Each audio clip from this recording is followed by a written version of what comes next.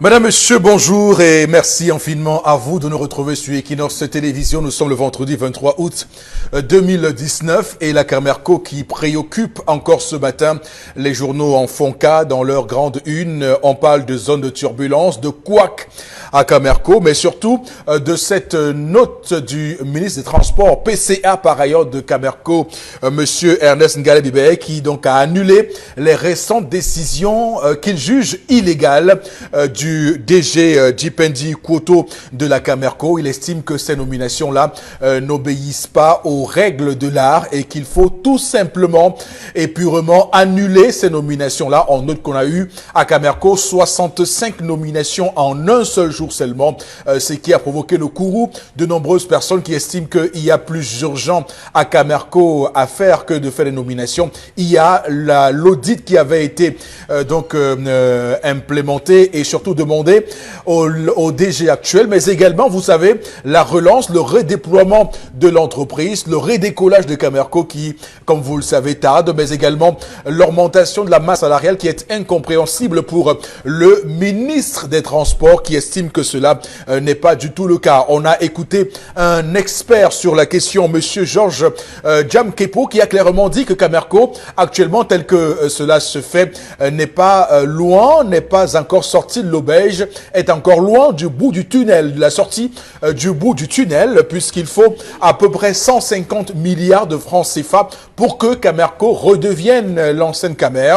Pour que Camerco puisse redécoller, il faut injecter 150 milliards de francs CFA en une fois et non plus faire des perfusions comme on le voit depuis quelque temps, 60 millions par ce mois, 1 milliard par là. Donc on demande à Camerco, on demande à l'État du Cameroun d'injecter 150 milliards de francs CFA. Il y a également la composante liée à la dette de Camerco, beaucoup d'argent. Camerco est endetté jusqu'au cou, par exemple, tenez tranquille, nous signale Monsieur Djamkepo Georges, Camerco ne peut plus survoler l'espace aérien nigérian parce que Camerco doit au Nigeria pour être passé sur le sol, sur l'espace aérien nigérian sans payer par le passé. Donc Camerco ne peut plus aller au Bénin en passant par le Nigeria. Donc il y a toutes ces questions-là et il estime que l'actuel DG aurait peut-être été nommé pour la fermeture de Camerco, que si c'est le cas, qu'on le dise une fois pour toutes et qu'on le comprenne, puisqu'il s'interroge où était l'actuel DG, a-t-il été chef service quelque part, s'interroge notre expert Georges Djamkepo. Madame, Monsieur, donc vous voyez que c'est très grave ce qui se passe à Camerco. On peut s'interroger, on peut continuer à épiloguer, on peut continuer à analyser et décrypter cette situation, mais il n'y a que Camerco depuis de nombreuses années donne du tournis aux Camerounais. Madame, Monsieur, comme chaque matin, nous sommes toujours là pour vous apporter des éclaircies, des éclaircissements, si vous voulez, sur de nombreux sujets. Monsieur Bachou Chalamel est avec nous ce matin. Bonjour. Bonjour, Monsieur Eric Fopoussi Negou. Bonjour à tous les téléspectateurs.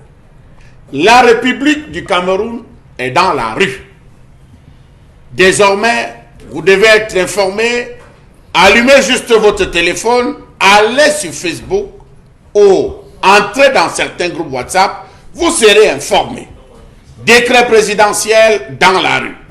Arrêté, décision, nomination, recadrage de personnel dans la rue. La preuve, les notes de service même se retrouvent déjà dans la rue. Nous avons eu en date du 14 juin sur la toile 2019 une note adressée à l'attention ou à la haute attention de son Excellence Monsieur le ministre du cabinet civil, dans laquelle on disait Monsieur Paul Biya Emma sollicite le soutien de son illustre homonyme pour accéder à l'École nationale d'administration et de magistrature, ENAM, en qualité d'auditeur de justice au titre du concours lancé cette année, donc 2019. Jusque-là, tout est passé inaperçu. Lorsqu'on parcourt la liste des résultats, numéro 22, non 23, je pense bien, vous voyez Paul Emma Biya. C'est bien. Bravo. Bravo. Bravo. Ce qui est intéressant dans cette correspondance, c'est que dans cette note que vous venez, à laquelle vous venez de faire allusion, il est bien précisé que c'est la dernière année pour ce monsieur de pouvoir présenter ce concours parce qu'il arrive à l'âge limite et que si c'est pas cette année, c'est grave, on pourra plus l'aider. Donc, mais quand même, hein, vraiment, ce pays, qu'est-ce qu'on veut finalement dans ce pays? Qu'on nous le dise. Qu'on nous explique ce qu'on veut dans ce pays, c'est pas possible. On continue chaque année à avoir un concours de l'ENA et des résultats qui créent la polémique avec des noms qui arrivent. Sauf que cette fois, ça a été porté personnellement par le directeur de l'ENA dans une chemise bien protégée. Ouais, il a tenu à le faire. Il a tenu à le faire comme si ça changerait quelque chose. En tout cas, sur cette question-là, le ministre de la fonction publique et de la réforme administrative, monsieur Joseph Lé, est donc appelé à dire aux Camerounais comment tout cela peut se passer. Donc, il y a des explications à donner, une compréhension à avoir sur tout ce qui se passe en ce moment, madame, monsieur. Également sur le plateau, ce matin, Karine Sontia, bonjour et bienvenue. Bonjour, monsieur Fopoussi, et bonjour aux téléspectateurs. Dans le cadre de la revue des réseaux sociaux aujourd'hui, nous allons ensemble épiloguer ou encore décrypter quelques publications de cet élu ou encore de ce lauréat du concours de l'ENA. D'accord, très bien. Donc on aura l'occasion d'en parler, mais j'aimerais quand même rappeler que actuellement il y a une campagne qui est lancée pour les violents incendies dans la forêt amazonienne. Faut pas faire une comparaison avec ce qui se passe au Cameroun. Donc la forêt amazonienne, l'Amazonie, vous savez, c'est en Amérique du Sud là-bas. C'est comme vous le savez, ce bassin, ce grand bassin qui arrive devant le bassin du Congo, ce grand bassin, ce massif forestier de l'Amazonie qui est actuellement en incendie. Vous savez que ce massif forestier produit 20% de l'oxygène de la Terre. Donc c'est menacé par de violents incendies et on voit bien qu'il y a une campagne qui est lancée pour comprendre ce qui se passe. Et ce qui est intéressant, c'est que tous ceux qui semblent jouer les pompiers en ce moment reçoivent des critiques terribles, hein, puisqu'on estime que c'est eux les pyromanes et qu'ils n'ont pas à venir jouer l'hypocrisie, jouer l'hypocrite en appelant à sauver la forêt amazonienne là-bas. On sait que tout récemment, l'Allemagne a suspendu son aide pour l'Amazonie au Brésil, pour la préservation de cette forêt de l'Amazonie au Brésil. Est-ce qu'il y aurait un lien de cause à effet avec tout cela? Mais ça tranche clairement avec l'absence de débat ou bien l'absence de relais qu'on pourrait avoir dans les médias internationaux, puisque beaucoup se plaignent. Le sujet n'est pas à l'ordre du jour sur les chaînes internationales et actuellement l'Amazonie est en train de mourir sans qu'aucune chaîne ne prenne à bras le corps cette question. C'est pourquoi nous en parlons ce matin pour jouer notre rôle d'émission planétaire, si vous voulez. Alors également sur le plateau ce matin, vous, Baron Bengan, bonjour et bienvenue. Bonjour, monsieur Foposi Negou. Bonjour à vous, chers téléspectateurs. Moi, deux informations ce matin, une inquiétante et une, je dirais, reluisante. L'inquiétante d'abord, le ministre d'État, ministre du Tourisme et des Loisirs, monsieur Bello Bouba Maïgari, s'est dit très inquiet de la construction de l'hôtel de la Cannes 2021. Il dit très inquiet. Il estime que on ne pourrait ne pas livrer l'hôtel de la Cannes à Garoua pour 2021. L'information, j'allais dire réduisante, vient de Yves-Michel Fotso. La une du journal Essingan ce matin fait une citation de Yves-Michel Fotso. Il cite « Je remercie mon père Paul Biya qui m'a sauvé la vie ». Merci, monsieur. Et ça pourrait clairement mettre fin à toutes les rumeurs funestes qui circulent depuis un temps sur cette question-là. Tout à fait. Effectivement, voilà. Il affirme lui-même qu'il est au Maroc et que c'est le président de la République qui a autorisé cette évacuation sanitaire. En tout cas, arrangement entre sages. Espérons qu'il n'y aura pas de révélations plus tard. Moi, je souhaite qu'il recouvre sa santé d'abord. Arrangement. Les autres choses, on en reparlera. Il recouvre d'abord sa santé.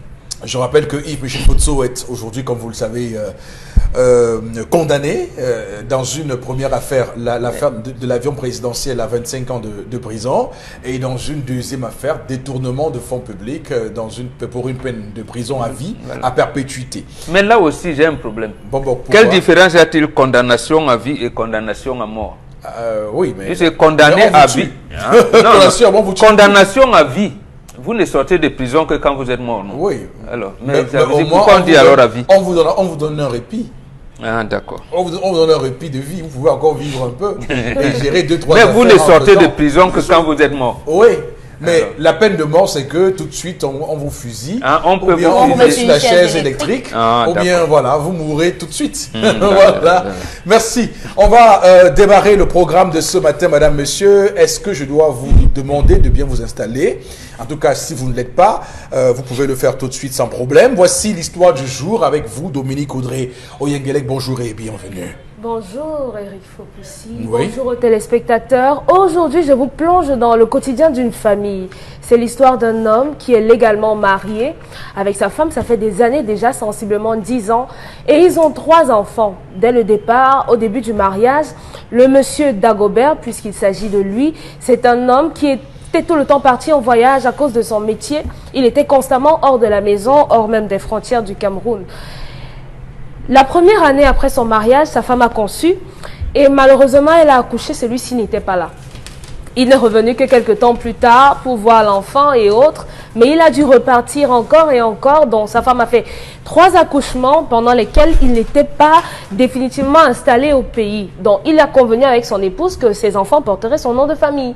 Peu importe le nom qu'on allait ajouter dessus, devant ou derrière, mais ses enfants devaient s'appeler par exemple Fopoussi. Sauf que quand il revient, Pourquoi non, ne dis rien, ne dis rien. Ok, Mbachou alors. Voilà, pourquoi l'exemple est sur moi? De quoi vous avez savez, peur? vous attirez souvent les mauvaises ondes sur les gens. Non, mais Voilà. comment ça? Parce que si après, son histoire est un peu triste, il ne faut pas que ça m'arrive. Non, elle aussi, n'est hein. pas triste du tout. Elle n'est pas triste Voilà, du tout. oui. Donc, il savait que ses enfants portaient son nom. Le monsieur Dagobert, lorsqu'il revient, donc après la naissance de son 3e enfant, il s'installe pendant une certaine période au Cameroun. Oui. Par, on ne sait pas quoi, par magie, il tombe sur des papiers qui montrent qu'aucun de ses enfants ne porte son nom. D'accord. Il se rapproche de son épouse, il lui demande, mais comment est-ce que c'est possible qu'aucun de mes enfants ne porte son nom? Parce qu'il faut dire que tous ses enfants portent les noms des membres de la famille de son épouse. De son épouse. Oui. Comment est-ce que c'est possible? Qu'est-ce qui s'est passé? Ce sont les noms de qui ici? Non, tu sais que tu n'étais pas là. Ma famille a insisté pour donner les noms aux enfants et tout. Aujourd'hui, je peux vous dire que l'homme est parti de la maison parce qu'il a dit que si ses enfants ne portent pas son nom et que c'est sa famille qui décide de donner les noms à ses enfants, ça implique d'une certaine manière qu'il y ait peu de chances que ce soit les leurs. Donc en tout cas, c'est un homme aujourd'hui qui sait au très fond de lui que ce sont ses enfants, mais il y a un doute qui tend à s'installer, ce qui fait que sa maison, c'est dans les Bourgandjanga, comme on dit souvent, c'est le désordre total. Alors, il veut dans l'acte de divorcer. naissance, il y a son nom du père, c'est nom de qui? Le nom du père, c'est tout. Lui. Mais maintenant, les enfants s'appellent Oyengelek. Il voulait que ses enfants soient Oyengelek Fopoussi. Mais maintenant, il n'y a que Oyengelek. C'est tout. Mais vous savez que... Très bon exemple. Très bon exemple. Oyengelek Fopoussi. Voilà. Il s'attendait à ça, que ses enfants aient Vous savez, au moins son nom de le feu que vous voulez famille. créer sur ce plateau Il n'y a pas de va vous rattraper. Il y a Vous monsieur- voulez Bon, qu'on bon. parle, elle nous regarde à la maison, on lui parle, on peut lui parler On lui parle directement. On le dit à qui? à la maison. Non, mais non, mais arrêtez. Alors, parlez- Ouais, d'accord. Oui, donc c'est Ouais. ça. Aujourd'hui, on a affaire à un homme qui veut impérativement que ses enfants portent son nom. Je pense que l'histoire d'aujourd'hui, si vous me permettez de penser, je pense que l'histoire d'aujourd'hui remet en scène les nominations qu'on donne aux enfants. Qui donne le nom aux enfants dans nos familles? Est-ce que c'est impératif que les enfants portent le nom de leur père? Et ou bien si on se tourne du côté Mbombo, quand est-ce que le père est autorisé à donner le nom à un enfant? Lorsqu'on est marié ou bien lorsqu'on ne l'est pas? D'accord.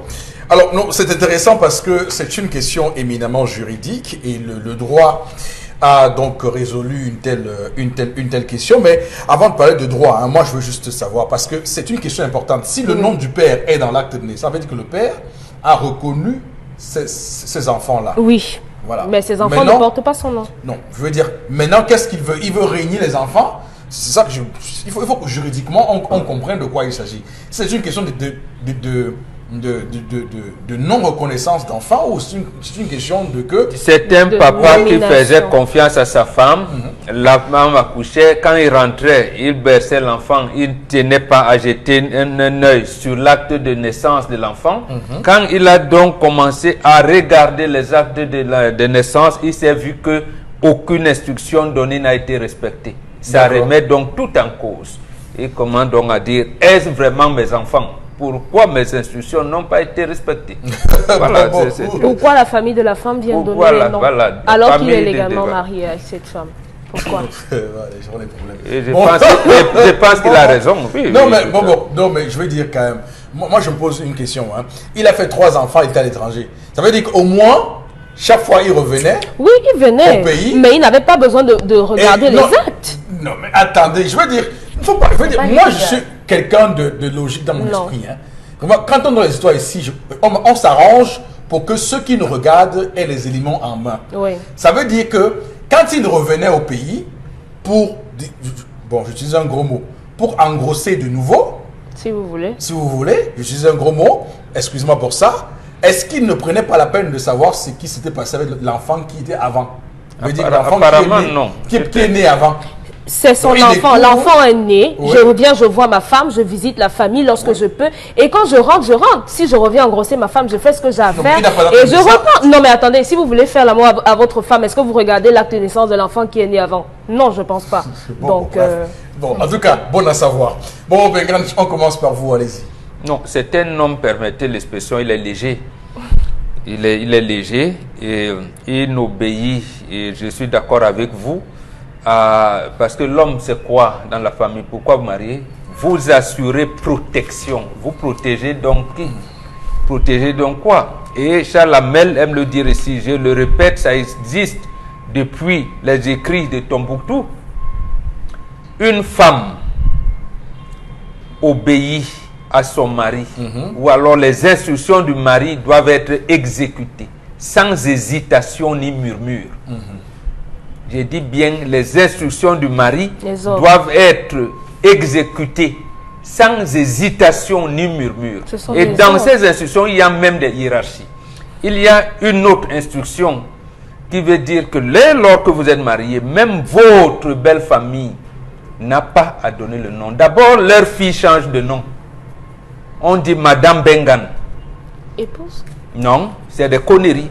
Il n'y a pas d'épouse chez nous. Justement, les épouses, c'est en Europe où il y a des contrats de mariage. Et là aussi, monsieur Fopossi, dites à vos gens là-bas, c'est vous qui savez comment vous faites vos lois. Oui. Et là aussi, je pense que c'est une plainte qu'on va porter prochainement au délégué général de la Sûreté nationale et au ministère des différents ministères de l'administration territoriale. Nous mettre épouse, non. On dit Oyengelek. Voilà. Madame Bengane Oyengelek. C'est comme ça qu'on doit faire. C'est ça qui veut dire que j'ai une femme. L'épouse, ce n'est pas la femme. C'est l'épouse, la femme, c'est la femme. D'accord. Et voilà, l'épouse, c'est un contrat. En réalité, là, les gens qui disent qu'ils sont allés à l'école, ils ne sont pas encore allés à l'école. Mon épouse est différent de ma femme. Et pour répondre à la question qu'elle a posée, justement, il y a des choses qui n'entrent pas dans le débat.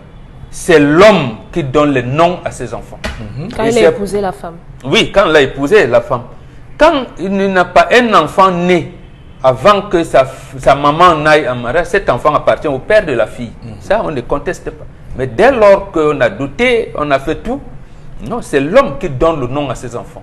Ça veut dire que cette femme commence à faire des jongleries avec sa famille, ça veut dire qu'on ne l'a pas envoyé en mariage. Et cet homme qui a été, j'ai utilisé un mot, s'il y avait même un mot plus fort que ça, je l'utiliserais. C'est un homme qui n'est pas là.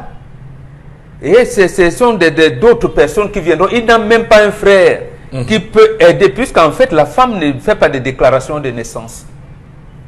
Pourquoi? Qu'est-ce qui m'a-t-il laissé une procuration? La femme ne fait pas de déclaration de naissance. Et je pense que la loi, votre loi que je conteste, mais c'est la loi, je pense qu'il donne 90 jours. Voilà. Lui, il est hors du pays pendant 90 jours. Bon, ça peut être possible, mais quand il vient, mieux vaut attendre donc les 90 jours, quitte à payer les pénalités et aller au centre d'état civil le plus proche. Maintenant, il vient, il ne sait pas. Moi, d'abord parce que chez nous, dans certaines familles, le premier garçon porte le nom de votre papa. La première fille porte le nom de votre maman. Mais dans certaines familles, on inverse. Votre beau-père, c'est le deuxième garçon. Votre belle-mère, c'est la deuxième fille. Donc, il y a tout un canevas qui est accepté. Donc, ça, au moins, c'est connu. Maintenant, si vous pouvez donner tous vos enfants porteront le nom de Bengan Tete, vous êtes obligé de négocier avec votre papa. Ce sont nos enfants. Non, vous négociez avec votre papa parce que, en fait, c'est ce qu'on appelle filiation. Quand vous déclinez votre identité, quand on dit Foposi, Négou, tel, comme moi j'ai dit, Bengan Kanje, Bengan Pim, Yemdigi, Ndebingaha. Donc, chaque fois que je cite les noms, mes ancêtres viennent, ils se reconnaissent. Voilà. C'est comme ça qu'on attend. Donc, les noms, on ne les attribue pas par hasard, chers amis. Voilà. Donc, cet homme, il est léger.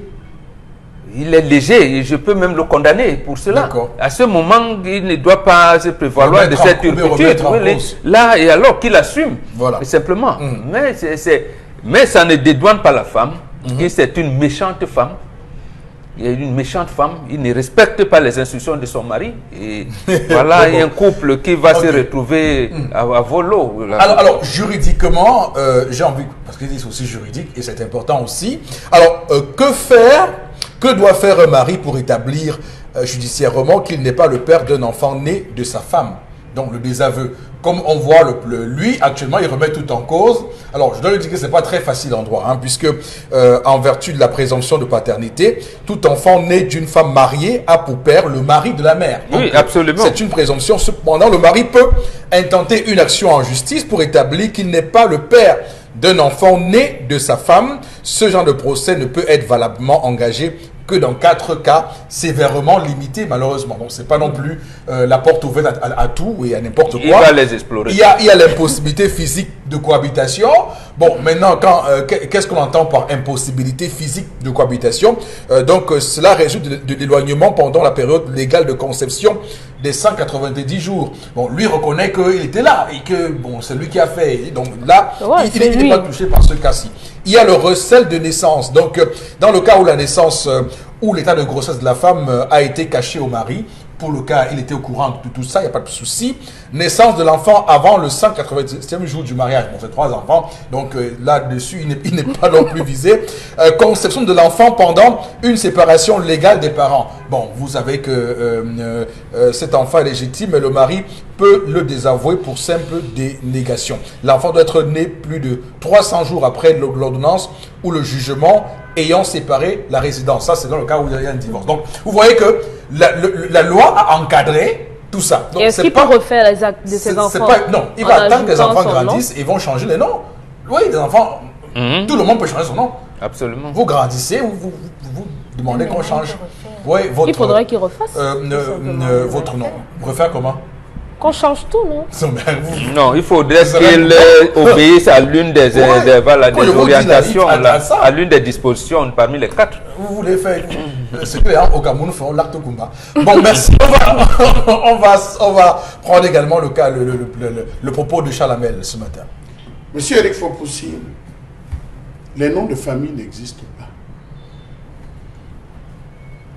Les noms de famille n'existent pas, sauf dans le monde des occidentalisés, où on veut perpétuer la descendance Mbachu, on veut perpétuer la descendance Fopoussi. C'est ça, c'est... Chez nous, on demande, tu es l'enfant de qui? Parce que tu n'existes pas. Tu n'existes pas, tu es l'enfant de qui? Tu dis, mon père c'est tel.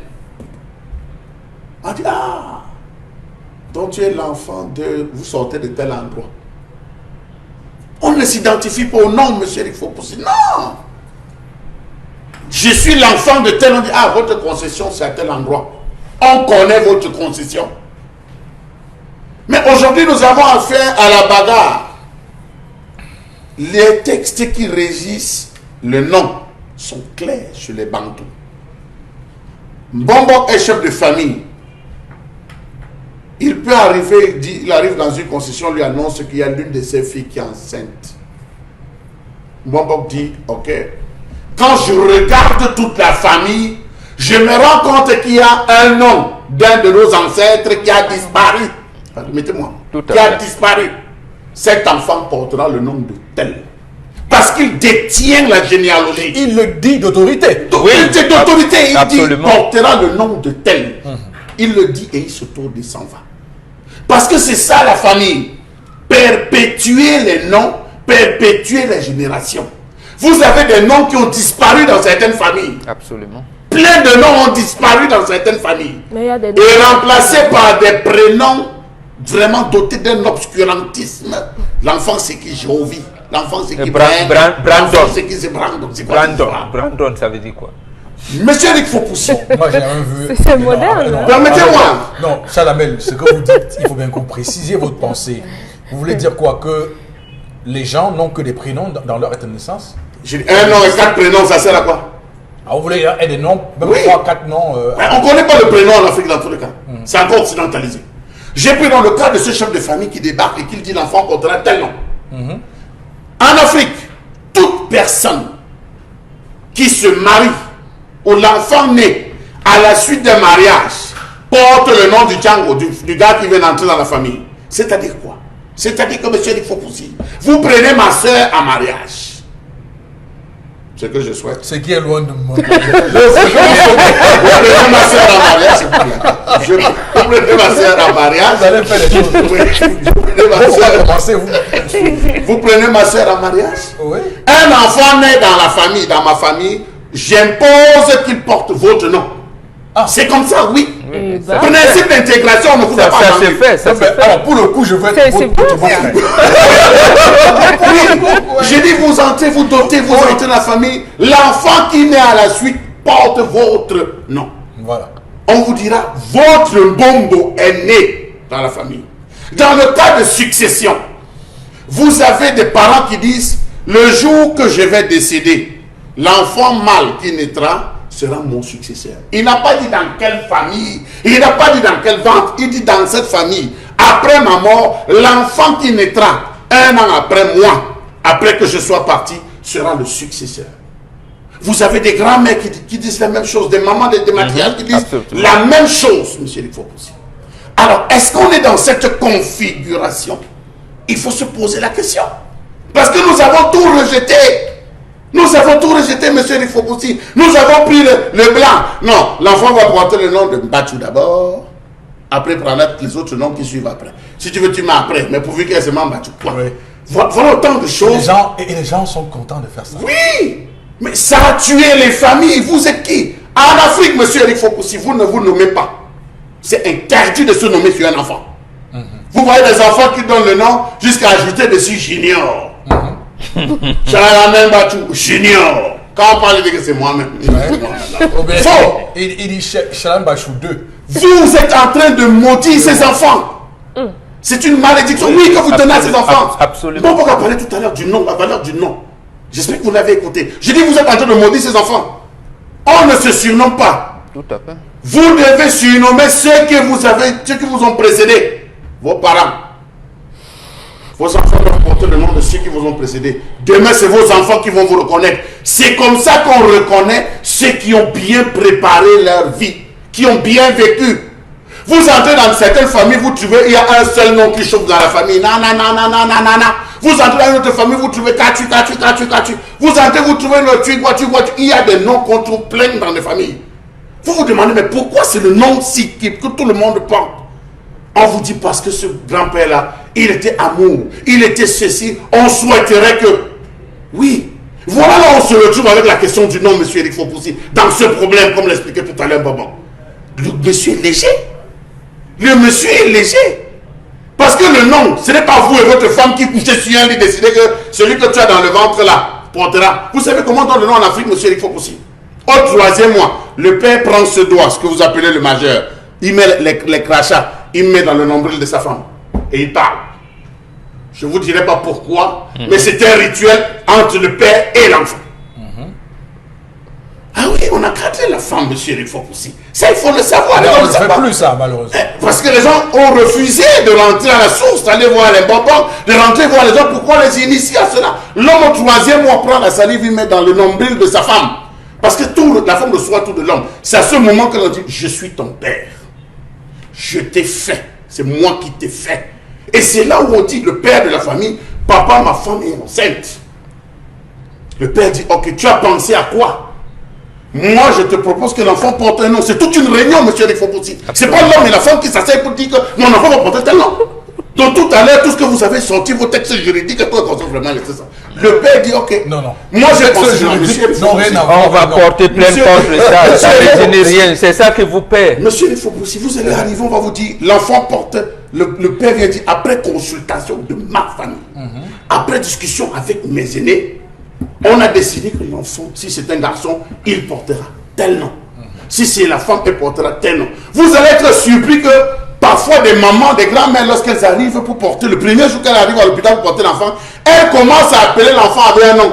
Tout à Vous fait. pensez que c'est vous qui avez donné? Ça s'est négocié derrière. Ça a discuté avec la famille. Donc je crois qu'ici, là, c'est une famille déracinée, désocialisée. Et cela démontre, comme Bonbon le disait, la fragilité avec laquelle nous vivons aujourd'hui. Voilà. En tout cas, je vais vous faire. Bon, le mois, il y a Isaac, mais chaque fois, mon père m'a toujours dit tu n'as pas ton mot à dire. Absolument. Oui, il n'en a pas. Tu n'as pas ton mot à dire. Tu n'as pas ton mot à dire. Voilà, c'est le nom. Et Isaac, moi, il manipule ça, mais il dit voilà le nom. Voilà, c'est le moment donc de lui demander. Oui, voilà. Donc, Toi aussi, tu transmettras ça à tes enfants demain. Voilà. Donc, ce que vous dites est totalement vrai. Mais malheureusement, ce n'est pas le cas aujourd'hui. Vous voyez, parfois, la femme discute même jusqu'à penser. Oui, on se retourne. L'enfant, si c'est pour toi, c'est pour moi. C'est pour ça que les enfants n'ont pas de repères. Vous voyez les enfants, quand on pas là dans le lycée, partout. Je suis sûr que quand votre père vous l'a dit, ça vous a surpris. Oui, bien sûr. Vous n'avez pas votre boîte. Bon, après, je t'ai préparé à ça. C'est pas non plus surprise pour moi. Vous n'avez pas sorti un texte de loi. Non. La loi dit ici que c'est... Vous savez, il faut parfois savoir quelles sont ses limites. D'accord, merci beaucoup. Il faut parfois savoir quelles sont ses limites. Alors, Karine, juste un mot, je vous en prie. Par rapport à ce que M. Macho a dit quand même avant d'entrer dans mon point de vue, dans ma famille, il y a une cousine à moi qui, lorsqu'elle est née, on est allé demander à mon grand-père parce qu'on voulait qu'elle soit son homonyme. Il a dit non. Il y a une maman dans notre famille qui n'avait pas d'enfant et j'aimerais bien qu'on la nomme. Je me rappelle de ça et aujourd'hui, elle porte ce nom. Et mon grand-père l'appelle homonyme. Je te coupe pas, Karine. C'est pour cette raison que la femme qui n'a pas pu enfanter avait plus de mbombo que toutes les femmes. Donc, moi, c'est justement pour revenir à ce que M. Mbacho a dit. Quand même, par rapport à l'histoire du jour, c'est une grosse incongruité. C'est même une grosse banalité que ce monsieur a donné à la nomination de ses enfants. Il prend cette histoire comme une histoire d'argent de beignet qu'on donne aux gens. En voyageant, il dit, tu restes, tu fais les actes de naissance des enfants. Hein, c'est quoi ça? Nous savons que lorsqu'un enfant naît, généralement, la maman n'a pas la possibilité d'aller faire l'acte de naissance. C'est le papa qui part déposer ou c'est les déclarations de naissance à la mairie et autres. Moi, c'est ce que je connais. J'ai jamais vu une maman finir d'allaiter l'enfant, porter l'enfant, partir à la mairie, dire que voilà la déclaration de naissance. Moi, j'ai dit que ce sont les papas qui le font. Maintenant qu'il a laissé sa tâche à quelqu'un d'autre, qu'est-ce qu'il veut? Qu'est-ce qu'il veut? Parce qu'il faut que tu sois là pour parler. Il faut que tu sois là pour témoigner. Il ne faut pas que quelqu'un d'autre dise que c'est toi le père. C'est justement ça qui arrive comme problème. Un monsieur qui, après même son voyage, lorsqu'il rentre, il n'a pas un endroit où il garde ses documents personnels, il n'a pas un endroit où il garde ses dossiers confidentiels, qu'il peut dire, ok, tu avais même dit que, tu avais même fait ça comment, qu'est-ce qui s'est passé et tout. Même quand elle le fait, les actes de naissance, quand il parle avec quelqu'un, il est en voyage, il lui dit quoi? Qu'est-ce qu'ils se disent? Ils se disent quoi? Tu as fait les actes là, ok, tu as mis quoi? Ainsi de suite. Il ne demande pas ça, rien. Il rentre, il ne fouille même pas. Tu as fait comment les actes là? Je veux voir. Parce que tous les papas, je vous dis tous les papas, parfois après 6 mois, vous voyez, il ouvre tous ses anciens dossiers. Il regarde. Et dit 6 mois, moi je souvent mon père en train de regarder. Il faut que tu refotocopies ton acte de naissance. Il faut que Amman fasse ceci. Il faut que tu ailles plastifier. Les plastifications, c'est bien. Moi, c'est comme ça que moi je vois mon papa faire. Mais lui, il ne le fait pas. Il a déjà 3 enfants à ce niveau-là. À quel moment est-ce qu'il est papa? Son travail, c'est quoi? Produire la semence, Donc, voilà. C'est du travail aussi, comme quelqu'un m'a dit un jour. Dominique Audrey, vous avez la parole, vous aussi. Oui. Je ne sais pas si on doit condamner cet homme. On ne peut pas être en train de chercher l'argent et venir contrôler en même temps les actes de naissance. Où passe donc la confiance dans le couple si vous demandez à votre femme de faire quelque chose et vous venez encore contrôler?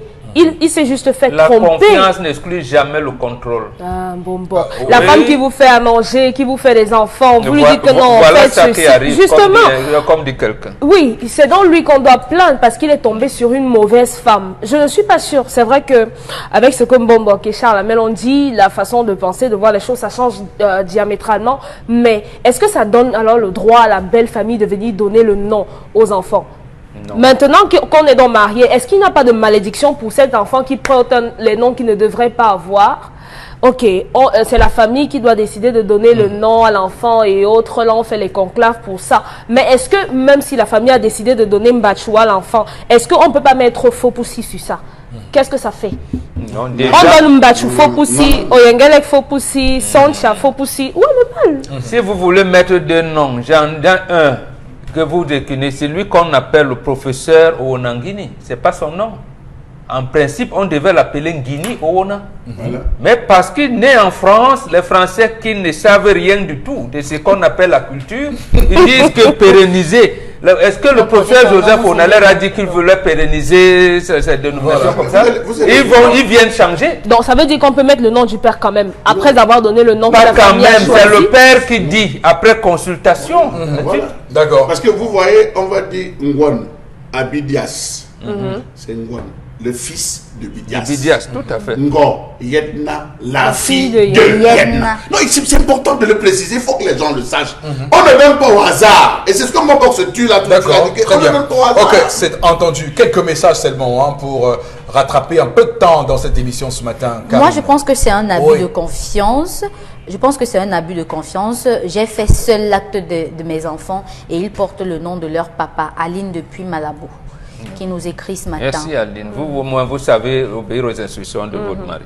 C'est bon. Un autre message à présent, c'est Adeline depuis Bafoussa. Moi, je pense que quand un homme est marié à une femme, il a tous les droits de faire porter son nom à ses enfants. C'est lui le pilier de la famille. Et son autorité doit d'abord se manifester par ça.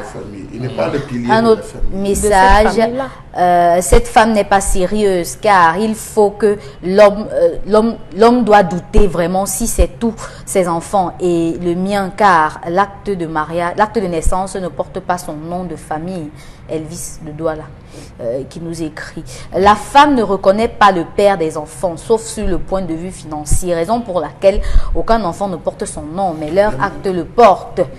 Donc mieux vaut faire le test de paternité sur tous ces enfants. Kevin depuis Douala qui nous écrit un autre message: ces enfants ne sont pas de cet homme si déjà la femme donne le nom à un enfant. D'accord, merci. On va s'arrêter là pour les messages. Alors, mesdames, messieurs, avançons dans cette émission. Voici la colère de Charles Hamel.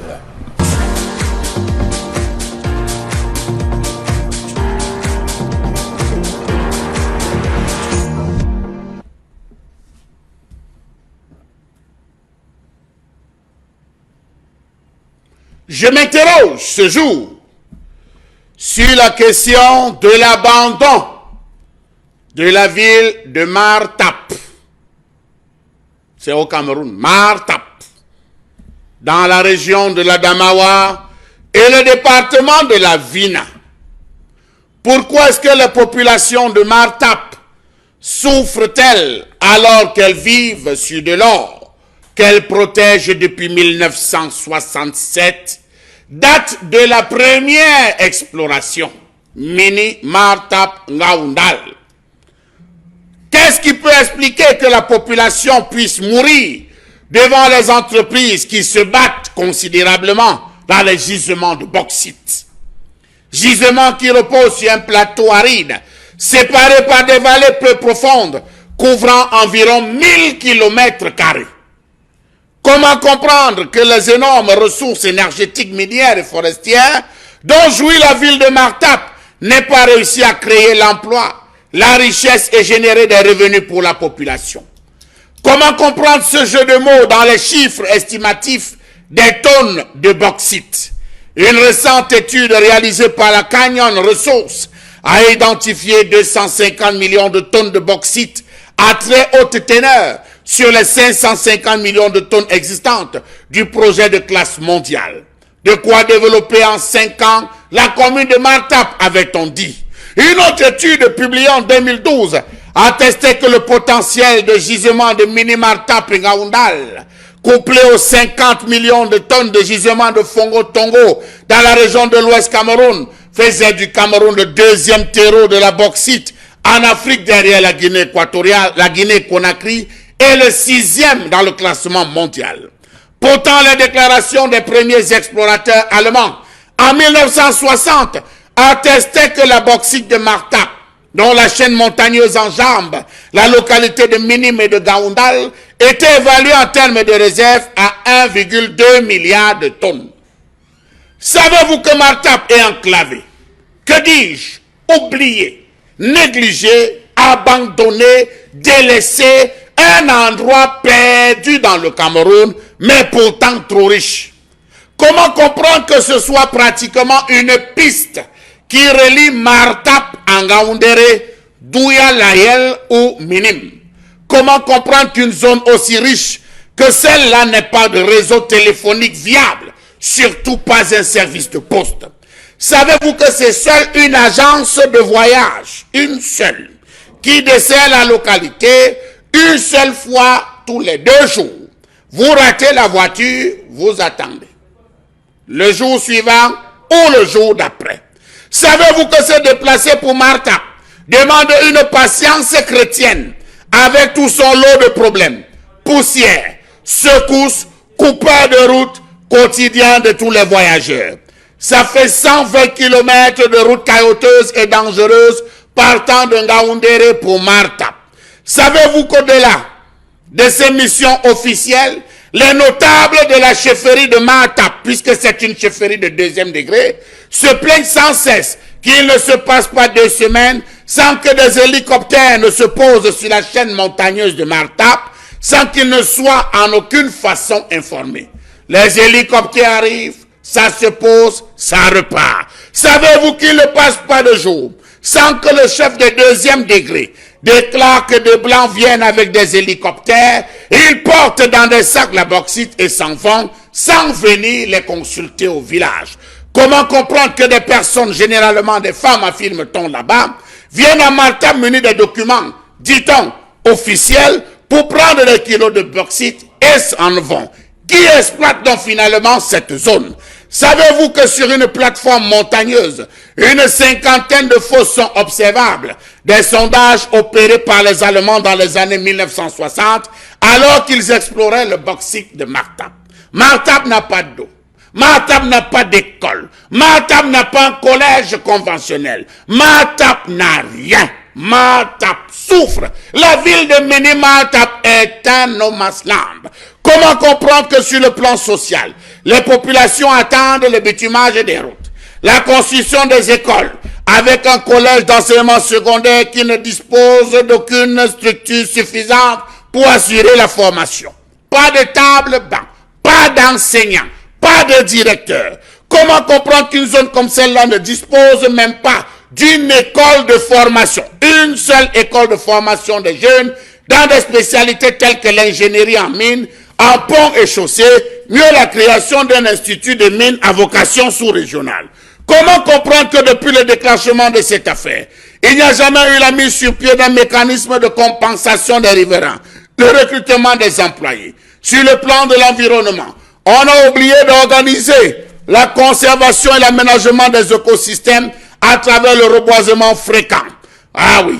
Comment comprendre que le gouvernement camerounais a d'abord dissolu les organes ou les organismes initialement chargés de mener le projet bauxite à terme? Savez-vous qu'il n'y a pas de connexion téléphonique viable? Martap est coupé du reste du pays. Difficulté de capter les stations régionales, pour ne pas dire la chaîne nationale. Savez-vous que le centre de santé intégré de Martap n'est plus à même de répondre à l'importante demande de population?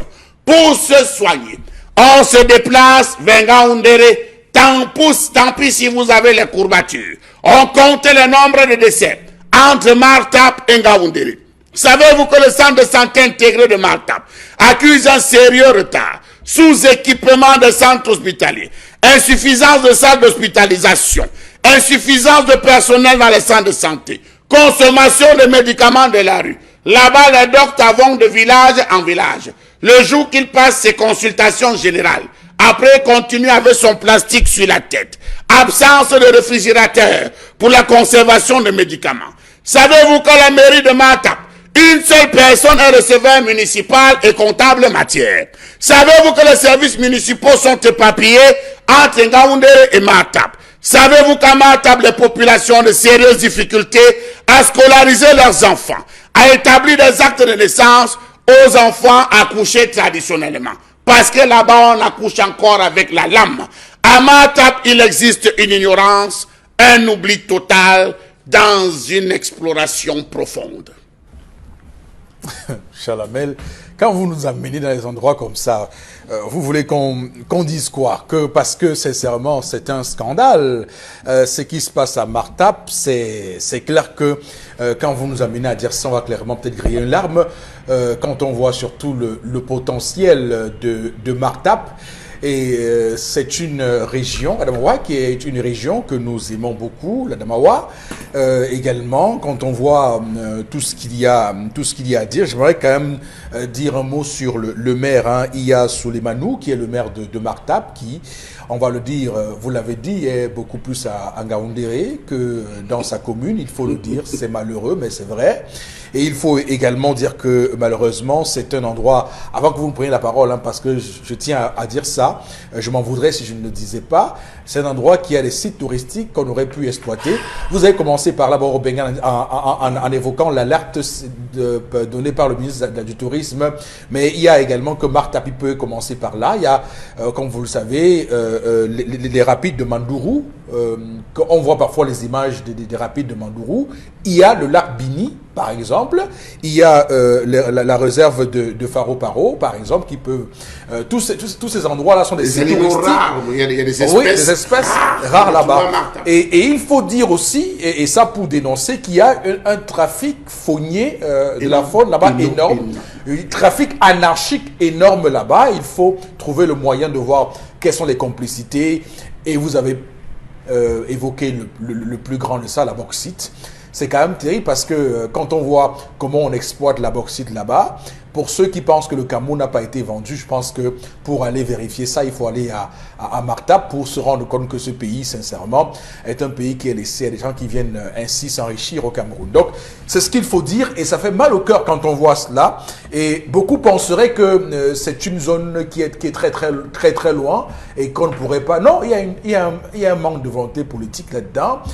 C'est pas très loin de Ngaoundéré. Il faut dire que c'est limitrophe à Ngaoundéré qui est le chef-lieu de cette région-là. C'est un endroit qui est pas loin également de Tignière, de Tibati aussi. Donc, c'est pas très loin de là. Donc, c'est pas comme si c'était un endroit où... non, c'est juste qu'il n'y a pas une volonté de faire en sorte que l'on puisse avoir accès à Martap. Bon, Bengan, comment vous l'expliquez? Moi, je pense qu'il faut utiliser les termes clairs. D'abord, le premier terme clair, qui est relativement à ce que Charles Amel a développé, dans le projet Mini Martap, il est clairement dit, je pense à l'introduction, que c'est l'un des gisements de bauxite les plus importants et les plus riches au monde. Ça, c'est une des citations, vous lisez, vous verrez dedans. Mais deuxième chose qu'il faut dire clairement, pourquoi c'est enclavé? Pourquoi ça ne profite pas? Justement, c'est une orientation politique qui voudrait que la zone soit enclavée pour faire bénéficier des fraudeurs.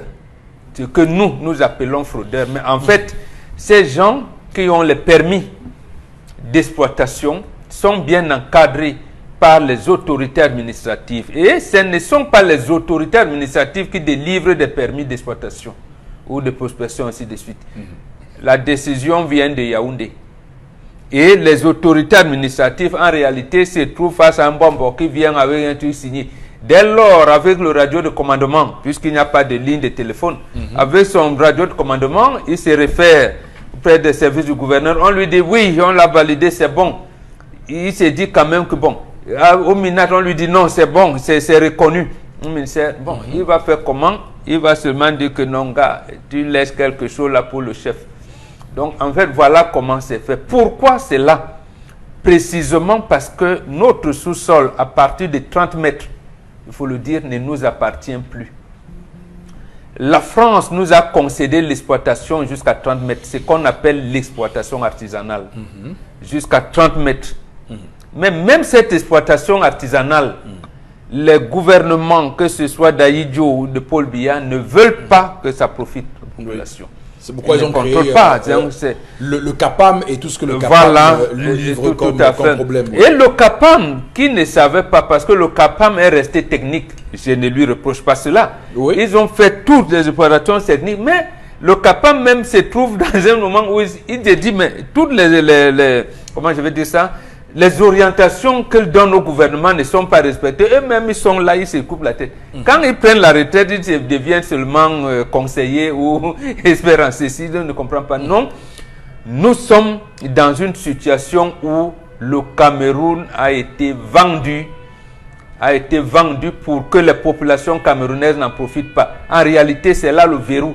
C'est pour cette raison qu'on disait, c'était encore une collègue de Charles Hamel quand il s'interrogeait sur l'aide au développement. On dit, vous êtes riches, mais c'est nous qui donnons la priorité à cette aide. Jusqu'à aujourd'hui, la France ne nous a pas encore dit d'exploiter le sous-sol. Voilà. Donc même le cobalt et le nickel, vous voyez bien, on a donné aux Américains pour une exploitation de 99 ans. Le nickel et le cobalt, nous avons la deuxième réserve au monde. On vous parle du diamant, et là le chef de l'État donne aux Coréens pour une exploitation de 25 ans, renouvelable tous les 10 ans jusqu'à épuisement. Donc voilà, parce que là, dans les conditions, voilà. Ok, donc, malheureusement. En tout cas, mais quand même, hein, on aurait pu faire en sorte que là-bas, il y ait à peu près des infrastructures, qu'il y ait des centres de santé, qu'il y ait des écoles. Plaidons donc pour la magnanimité du chef de l'État pour qu'il concède avec la France comment on pourrait, parce que la France quand même qui est un pays des droits de l'homme, on doit donc se comporter comme si on n'avait pas encore atteint l'indépendance, parce que les gens qui vous disent là, un pays souverain, allez alors exploiter, on voit. Donc, le chef de l'État intercède auprès de l'Élysée en leur disant que vous voyez comment les populations souffrent. Moi-même, vraiment, c'est pas bon. Donc, c'est un plaidoyer qu'il faut plutôt. Karine, quelle est votre analyse? Ce que je connais de la ville de Martap, c'est que en 2016, on parlait d'une vague d'insécurité dans cette ville, beaucoup d'enlèvements de personnes, et on nous disait même que il y a des personnes qui ont déguerpi toute cette ville-là, les personnes qui étaient un peu nantis dans cette localité, qui ont déguerpi justement à cause de cette insécurité. Et on va parler aussi de cette économie qui est en berne, parce que même l'agriculture dans cette localité-là n'évolue pas. Beaucoup de personnes même aujourd'hui ont abandonné et sont déplacées. C'est une ville qui aujourd'hui est presque vide. Ok, Dominique Audrey également. Oui, il y a quand même aussi, parce que parfois on oublie aussi le volet agriculture, hein, le volet agricole. Il y a de belles choses. Il se passe que avec l'insécurité en Centrafrique, parce que là-bas, les gens ils sont habitués au trafic de ces matières-là. Quand ils ont donc envahi de manière clandestine, bon, les bobos, comme on les appelle, ne pouvaient plus supporter. Donc, avec le trafic, là, l'insécurité a gagné le terrain et ils étaient obligés de fuir. D'accord. Oui, Dominique. Oui, Mini Martap, c'est un autre de ces villages, de ces nombreux villages ou villes du Cameroun qu'ils ont jetés à la poubelle, qu'ils ont jetés aux oubliettes. Je ne comprends pas comment il est possible qu'à cette époque de la vie, les femmes accouchent encore sur des nattes, que les femmes accouchent dans les maisons avec un matériel, que ce soit les ciseaux, les lames ou des couteaux pour qu'on coupe le cordon. Vous nous parliez ici une fois de la route qu'on a arrangée à l'entrée de chez vous à la période des élections. On a installé les dallettes. C'est pas l'entrée de chez moi. Hein. Ah ok, je sais plus trop. En tout cas, on a vu ça un peu partout. C'était à l'entrée du lycée Makepe. Ah d'accord. C'est pas l'entrée de chez moi. Peu importe, ils ont fait ça partout. Ok. Pendant dans cette période des élections, généralement, on nous met un CD là, on va vous faire ceci, on va vous faire cela. Mais qu'est-ce qu'ils ont fait dans l'année dernière pendant cette période-là? Est-ce qu'au moins on ne leur a pas fait des écoles? Est-ce que vous votez, vous avez voté Tous les jours, vous le faites. Tous les jours, c'est le même problème. Vous n'avez pas d'eau, vos enfants ne sont pas instruits. Les gens meurent. Si à Douala, on meurt dans les ambulances à cause de la route, je n'imagine pas comment les gens meurent là-bas, à Mini-Martap. Je n'imagine même pas. Ok, on va s'arrêter là. Madame, monsieur, restez avec nous, hein, puisque nous sommes de retour dans un court instant pour la deuxième partie de cette émission sur Equinox Télévision. C'est la meilleure télévision au Cameroun en ce moment. Dites, madame, messieurs, pour ce vendredi 23 août 2019 sur la meilleure chaîne au Cameroun en ce moment. On va, pour cette deuxième partie de l'émission 10-12 Le Zénith, lire quelques messages et pourquoi pas commenter quelques-uns sur la colère ce matin, puisque nous sommes à Mini-Martap et on voit que les commentaires sont très très nombreux. Également sur la page Facebook où beaucoup suggèrent que la meilleure option serait peut-être de vendre le Cameroun et qu'on se partage l'argent entre nous et voilà, et que chacun se cherche. Non, c'est pas la solution, hein. Rassurez-vous, la solution c'est qu'il y ait une bonne volonté politique pour que tout marche bien pour ce pays. Alors on va lire quelques messages, Karine, allez-y. La Damawa, c'est mon chez moi, là-bas, et là-bas on n'a pas de route, ni même autre service public minimum. De Bagno en passant par Tibati, Tinière, entre autres, ne sont pas reliés au chef-lieu de la région. Là-bas, chez moi, dans la Damawa, ou encore les ponts coloniales que les commerçants, eux, entretiennent.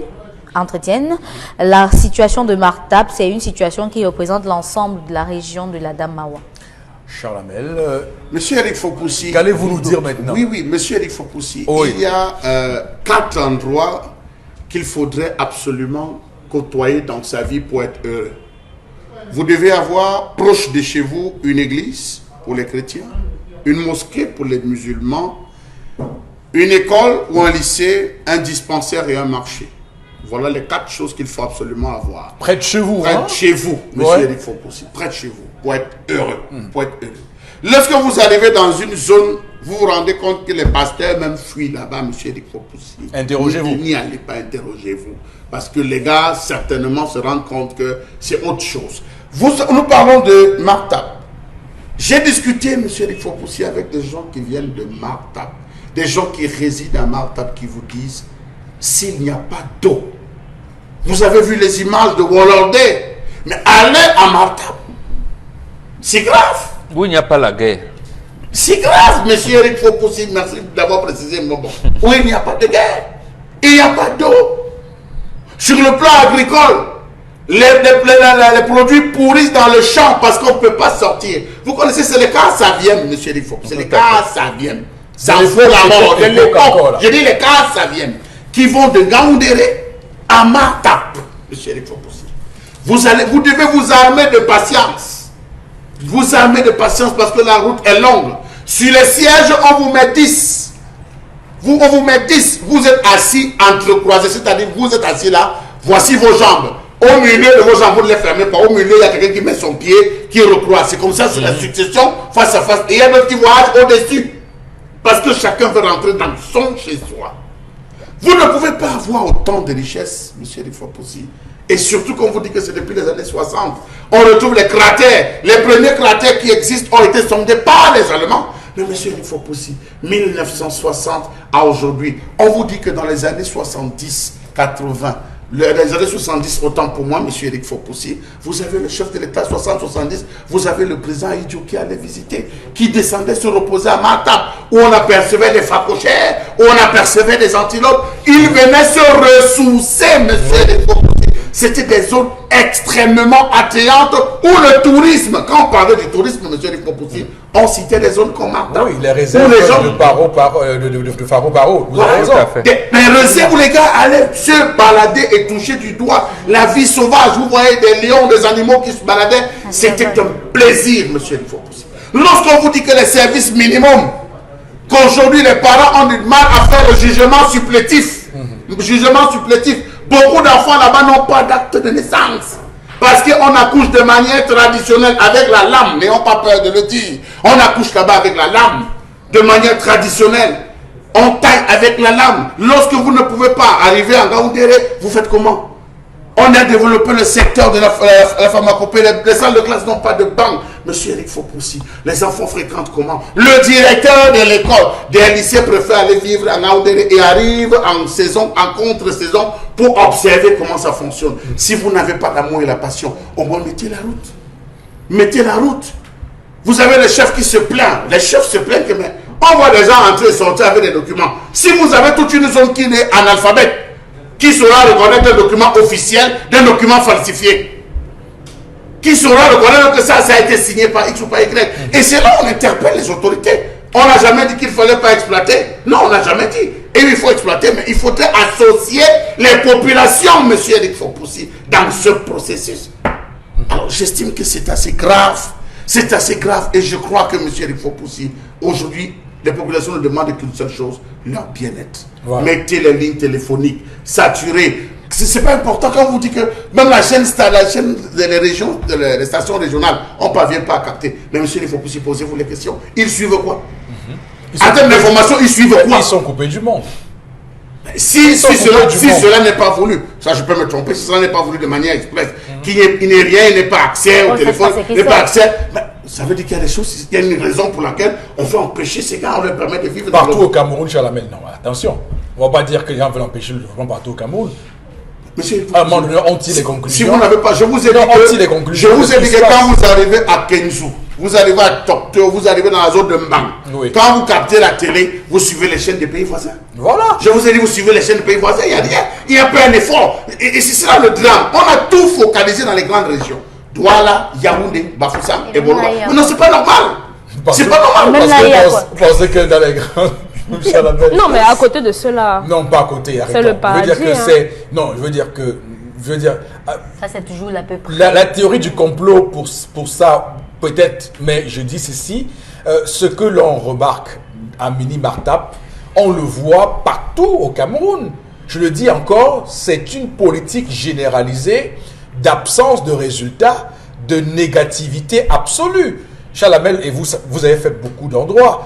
Pas plus tard qu'hier, nous parlions ici de Ngambetika. Vous avez fait de Ngambetika. On a vu le reportage de Marcelin Gansan.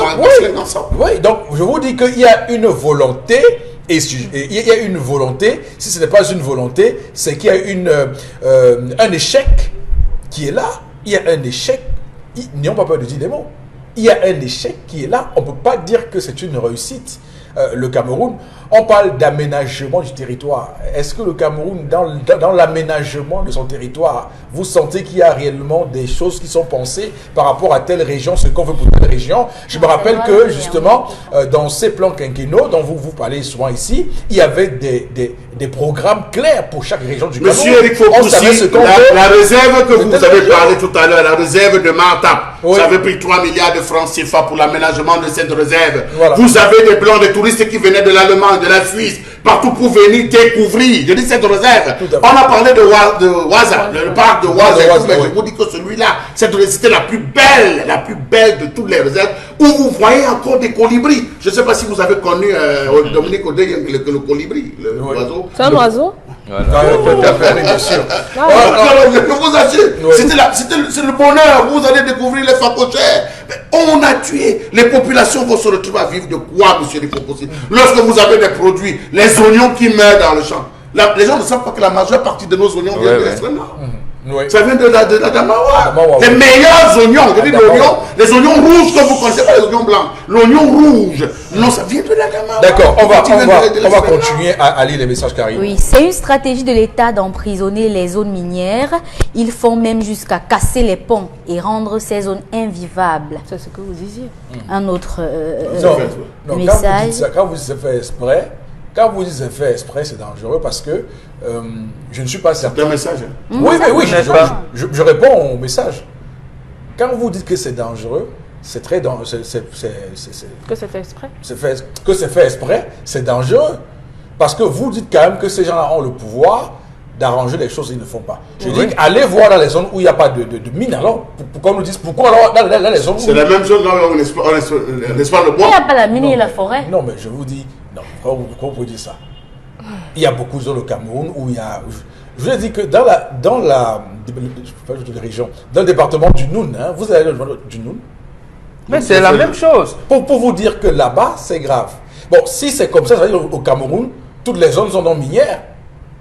Avant que vous nous signifiez cela. Si vous regardez la carte de géologie du Cameroun, et on verra carte minière du Cameroun, il y en a, mais il y a une volonté, il y a quand même quelqu'un qui a dit qu'il bâtit sa politique sur développement communautaire, c'est pas libéralisme communautaire.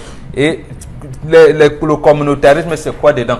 Puisqu'on a encore revenu avec ce même livre en 2018 pour dire que voilà, donc le citoyen, quand il dit que c'est un plan, ce plan-là est fait partout parce que j'ai fait partout. Moi, je ne compte pas un seul département au Cameroun où c'est mieux. Hein. Non, c'est fait partout.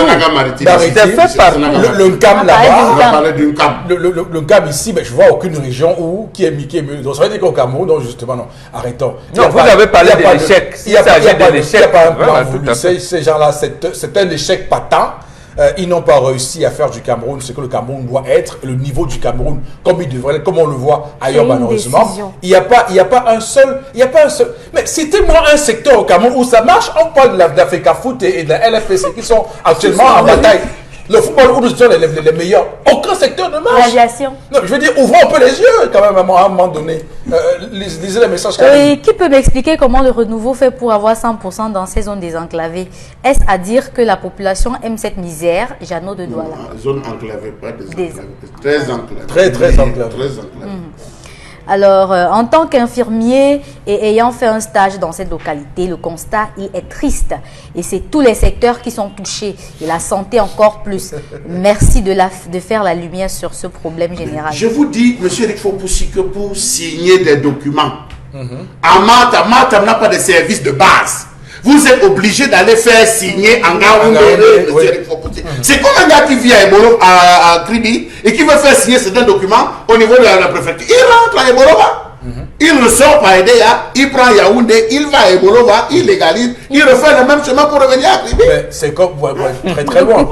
Même quand on est dans l'océan, le département de l'océan avec Kribi, à Campo là-bas, c'est grave. Oui, tout à fait. Quand vous allez à Campo, c'est très grave. Je veux dire qu'à un moment donné, quand on se pose des questions sur notre gouvernance, il faut dire aux gens qu'il y a une gouvernance qui est mauvaise, il y a des résultats qui ne sont pas au rendez-vous, il y a des actes qui ont été posés qui n'étaient pas des actes qui conforment à développer et aménager le Cameroun. Je peux être d'accord avec vous. Oui. Mais ces zones ont des élites. Ces zones ont des élites. Les élites n'ont pas vocation. Je suis d'accord avec vous pour dire que comme ces zones ont des élites pouvaient au moins ouvrir la bouche pour dire ça ne va pas, monsieur Eric Fopoussi. Il n'habite pas là-bas. Il n'y a pas longtemps, rappelez-vous, après ces 60 kg d'or qu'on a attrapé à l'aéroport, on a attrapé tout un gang tenu par les gens du milieu à travers les bouteilles de gaz, monsieur Eric Fopoussi, où ils prenaient les bouteilles de gaz, on sectionnait le fond, on chargeait l'or, on ressoudait. Oui. Ça passait tout le temps devant les éléments de contrôle qui ont joué. Vous allez tous les jours, vous sortez avec les bouteilles de gaz. Il dit non, c'est pour préparer, on va acheter le gaz, ça finit parce que les gens qui sont là-bas mangent beaucoup. un gars a pris la bouteille de gaz qu'il essayait de tester, il se rend compte que la bouteille, au lieu d'être vide, elle pèse énormément. Oui. C'est comme ça qu'on a déniché que sur 170 kg d'or produits par mois, seulement 70 étaient donnés à l'État, à la CAPAM, et le reste était des voies douteuses. Donc arrêtons quand même ça, les populations vont profiter. Charles Lamel, ce sont les autorités administratives. Quand un sous-préfet, un préfet, un gouverneur arrive quelque part, ils ont deux tournées. Première tournée, tournée de prise de contact. Deuxième tournée, tournée économique. Et ces tournées sont financées par l'État, par le contribuable. Et chaque fois, il y a quelque chose qu'on voudrait avoir. Doléances des populations. Chaque chef vient avec un chapelet de doléances. Oui. Et les autorités administratives font quoi avec ces trucs? Ils transmettent à la hiérarchie pour appréciation. Bon, ben, peut-être depuis 60 jusqu'à aujourd'hui, la hiérarchie n'a pas encore bien apprécié. Mais je dis non, nous avons un verrou qui se trouve dans les accords de coopération. Il faudrait que les Camerounais, en bons citoyens aujourd'hui, se disent à la France que non, mais monsieur, arrêtez ces choses-là. Arrêtez ces choses. Moi, j'ai du mal à vous suivre.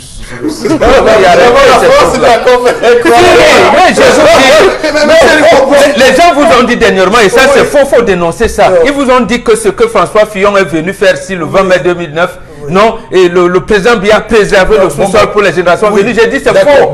D'accord, C'est faux. Donc, que le chef de l'État nous dise, donc, comme vous voyez là, mes chers amis, pardon, les gars m'ont mis le clé 14. Je ne pouvais pas. On pourrait donc lui concéder demain. Pourquoi tu as donné aux Américains et aux Coréens? Bon, soyons sérieux. Est-ce que c'est la France, quand même, qui vient dire que des gars ont 20 000 salaires fictifs par mois au Cameroun? Non. Alors, donc cet argent-là, qui est de 1920 milliards de francs CFA entre 1997 et 2006, aurait servi à aménager le territoire du Cameroun, avec au moins les routes. Je veux dire, s'il y avait, parce que ce qu'on n'oublie pas, c'est que il y a quand même une base à tout.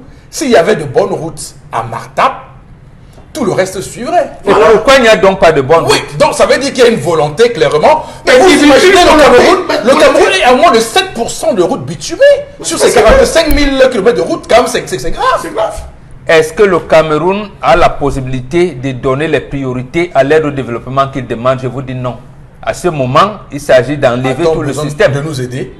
Mais justement, non. Mais puisque actuellement peut servir à les ingénieurs, ils peuvent venir construire des routes. J'ai dit oui, mais il faudrait donc que quelqu'un puisse dire qu'aux ingénieurs construisez les routes. Donc vous voulez dire quoi, que lui veut faire ça et la France dit il ne fait pas? Oui. J'ai dit oui. Non, c'est pas mystique. Non, c'est pas mystique. C'est pas mystique. C'est pas mystique, cher ami. Puisque bon, on est obligé d'entrer dans les priorités de développement chez nous. C'est pour ça que la France a encadré le premier plan quinquennal et même resté en vie jusqu'en 90. Elle parle de coopérants. Est-ce qu'en 1990, on avait besoin de professeurs de mathématiques dans les lycées? Non. De professeurs blancs. Non. Je vous dis, il faut rompre ces verrous et les gens qui nous gouvernent ne peuvent pas le faire. Donc le mieux, c'est de les enlever. C'est le problème. Mais c'est de les enlever. Donc la France tombe sur des personnes, entre guillemets, sur des mougous, entre guillemets, ben ils en profitent. Elle ne tombe pas, il a mis des gens comme ça pour leur à son service, en tuant les autres. Monsieur savez-vous que, je prends un cas très bébé, par exemple, on est le zoo. Le zoo de Mvorbeti. Le zoo de Mvorbeti. Le zoo de Mvorbeti faisait un chiffre d'affaires dans les 4 à 5 millions le mois, dans les années 80, 90, 5 millions le mois, avec le taux de visite, M. Eric Foposi. Savez-vous qu'aujourd'hui, malgré la pseudo-réhabilitation qu'on a réservée à ce niveau, c'est à peine s'ils atteignent 100 000 francs le mois. Vous allez dire encore que ça, c'est la France qui est venue dire que là, il ne faut pas développer, il ne faut pas faire ça, il ne faut pas faire ça. Je crois que c'est individuel, M. Eric Foposi. Aujourd'hui, c'est le développement auto-centré, égocentrique de nos dirigeants. C'est ça le truc, parce que je ne conçois pas que vous avez une élite. Réside depuis tel qu'elle réside à Yaoundé, ou je ne sais pas moi, à Matap, à Douala. Toujours est-il qu'il a des membres de sa famille là. Vous ne pouvez pas rester, je ne peux pas rester éternellement à Douala. À un moment, je vais rentrer chez moi. Je vais enterrer des frères et des sœurs. L'état de ces routes. Ne sommes pas au village enterrer le système de corruption mis en place fait que les élites, on les a appris à voler pour eux. Et à piétiner les populations. C'est pour ça que je vous dis, l'élite n'a pas vocation à développer. Ce qui est certain, c'est que, et on le dit ici tous les jours dans cette émission, pour le Cameroun, il n'est pas trop question de programme politique. Un gars vient seulement et dit je goudronne les routes et le Cameroun va au moins 50% de nos problèmes vont s'estomper. Parce que là, il faudra comprendre les choses. Tout problème dans ce pays, c'est question de route. Quand on va ici à Yabassi, quand on va en Gambetika, quand on va à Yoko, quand on va en Tui, c'est des questions d'infrastructures routières. Il n'y en a pas. S'il y en avait, le Cameroun pourrait aujourd'hui mieux se porter. Malheureusement, ce n'est pas le cas. On nous fait quoi? Mais entre Ngaoundéré et Garoua, on fait 10 heures de route. Vous trouvez que c'est normal? Monsieur, il faut possible. Vont quitter de Ngaoundéré pour Matap à 4 heures. C'est tous les jours à 4 heures qu'on quitte. C'est 7 000. Je dis 7 000 francs CFA. Ça, c'est en saison sèche. En saison de pluie, c'est 15 000. C'est que vous quittez à 4 heures, à 4 heures du matin pour espérer être à Matap à 13 heures. Si vous n'avez pas de problème, si vous ne rencontrez pas de coupeurs de route, il dit au moins à 13 heures. D'autres parfois arrivent à 16 heures, parfois à 17 heures. Mais vous imaginez qu'on peut vivre comment dans un pays? Vous pouvez faire un programme avec ça? Avec ça? Rien. Ok, on va lire un dernier message, Karine, allez-y. Oui, justement, ils sont tellement nombreux à arriver, tous au même moment, hein, Monsieur Foposi. Un instant, voilà. Si c'est exprès, ils ont cassé le pont qui reliait le nom. Si c'est exprès, lorsque vous demandez si c'est... Ils font le font exprès de manière express. Voilà. Si c'est exprès, ils ont cassé le pont qui reliait le Lom. Et le Lom et Djerem. Ils ont cassé le pont qui reliait le Lom et Djerem. J'ai vraiment perdu le message. Hein. Pas évident. Comment les appelle? Voilà, ils ont cassé le pont qui reliait le Lom et Djerem dans la réserve reliant Goyoum et Bitom. Ce n'est qu'après l'accident de train qu'on découvre beaucoup de choses dans cette zone. Il était aux oubliettes. Ok. Voilà. En tout cas, on va continuer à jouer l'alerte, à faire l'alerte, à tirer la sonnette d'alarme pour que ces choses-là, évidemment, soient comprises et qu'on comprenne les enjeux de tout cela, parce que clairement, on ne peut pas, dans un pays comme le nôtre, avec autant de richesses, continuer à suffoquer, à étouffer de pauvreté comme on le fait au quotidien.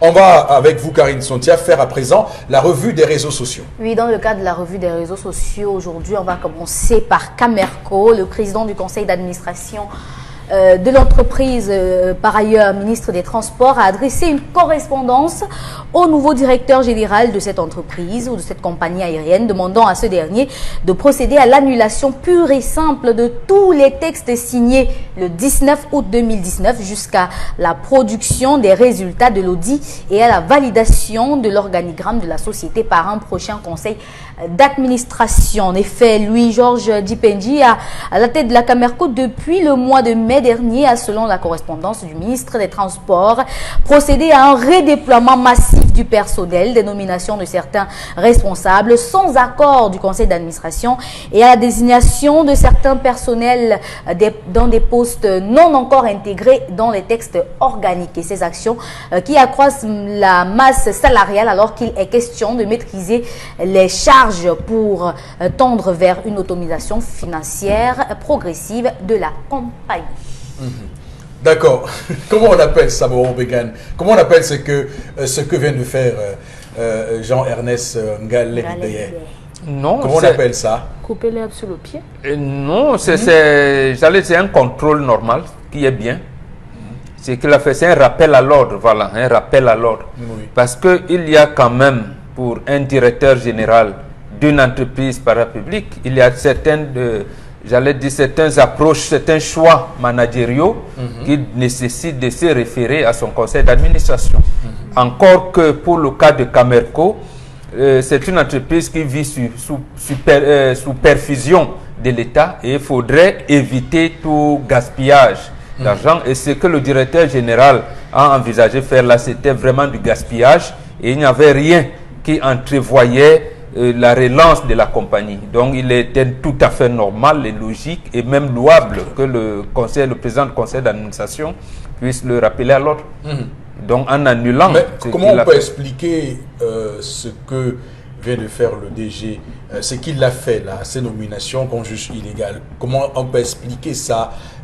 Beaucoup estiment que c'est un signe de vitalité. Il a voulu redéployer les gens. Non, moi je vois plutôt un DG qui n'a pas beaucoup appris quand il était PCA de cette compagnie. Oui. Je soupçonne, je peux me tromper, mais je soupçonne que venant de la présidence de la République, il a des instructions qui viennent d'en haut. Il ne regarde pas la feuille de route de l'entreprise, donc il a la charge. Mais c'est plutôt les réseaux qui lui commandent de faire ce qu'il doit faire. Et là, ce n'est pas bon. Ce n'est pas bon du tout. La compagnie, une compagnie aérienne de transport aérien, obéit à des normes. Je pense que l'expert Nounaï n'a cessé de le dire. Il disait, lorsque vous avez un avion, vous savez dire que vous devez avoir tant nombre de gens autour de l'avion, tant nombre de ceci. Donc, il ne s'agit pas de se déployer n'importe comment.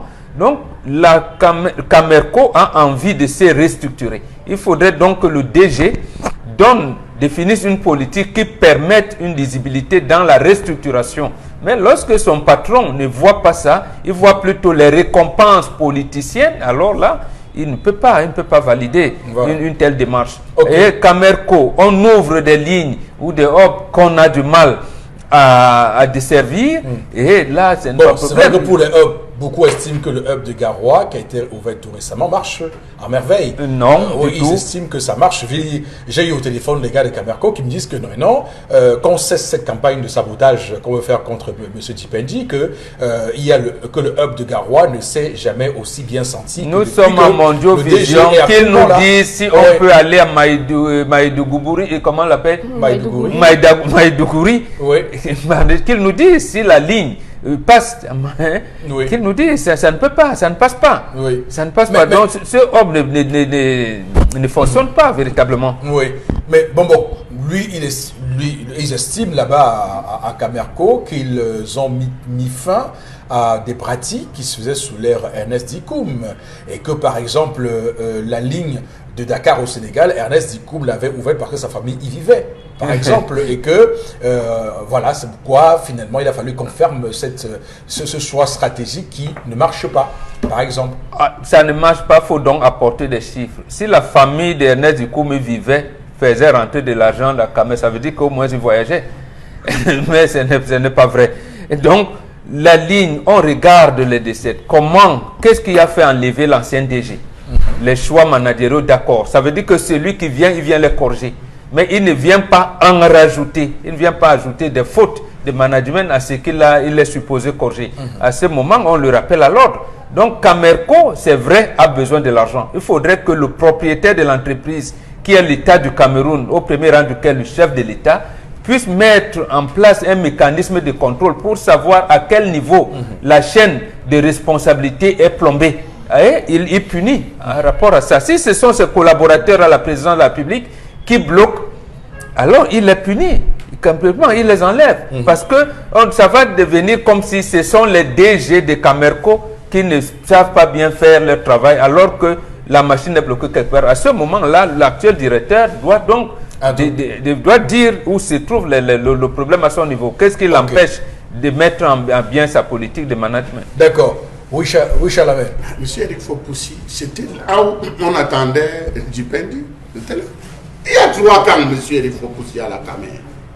Il y a le camp de Ernest Dikoum, qui appartient à son ancien réseau. Il y a le camp des frustrés, qui sont en ballottage depuis là au mulet, parce que leur mentor aussi était parti, on a bougé leur mentor, leur commandeur, permettez-moi l'expression, je parle trivialement. Et puis il y a le camp de Dipendi qui veut désormais s'installer.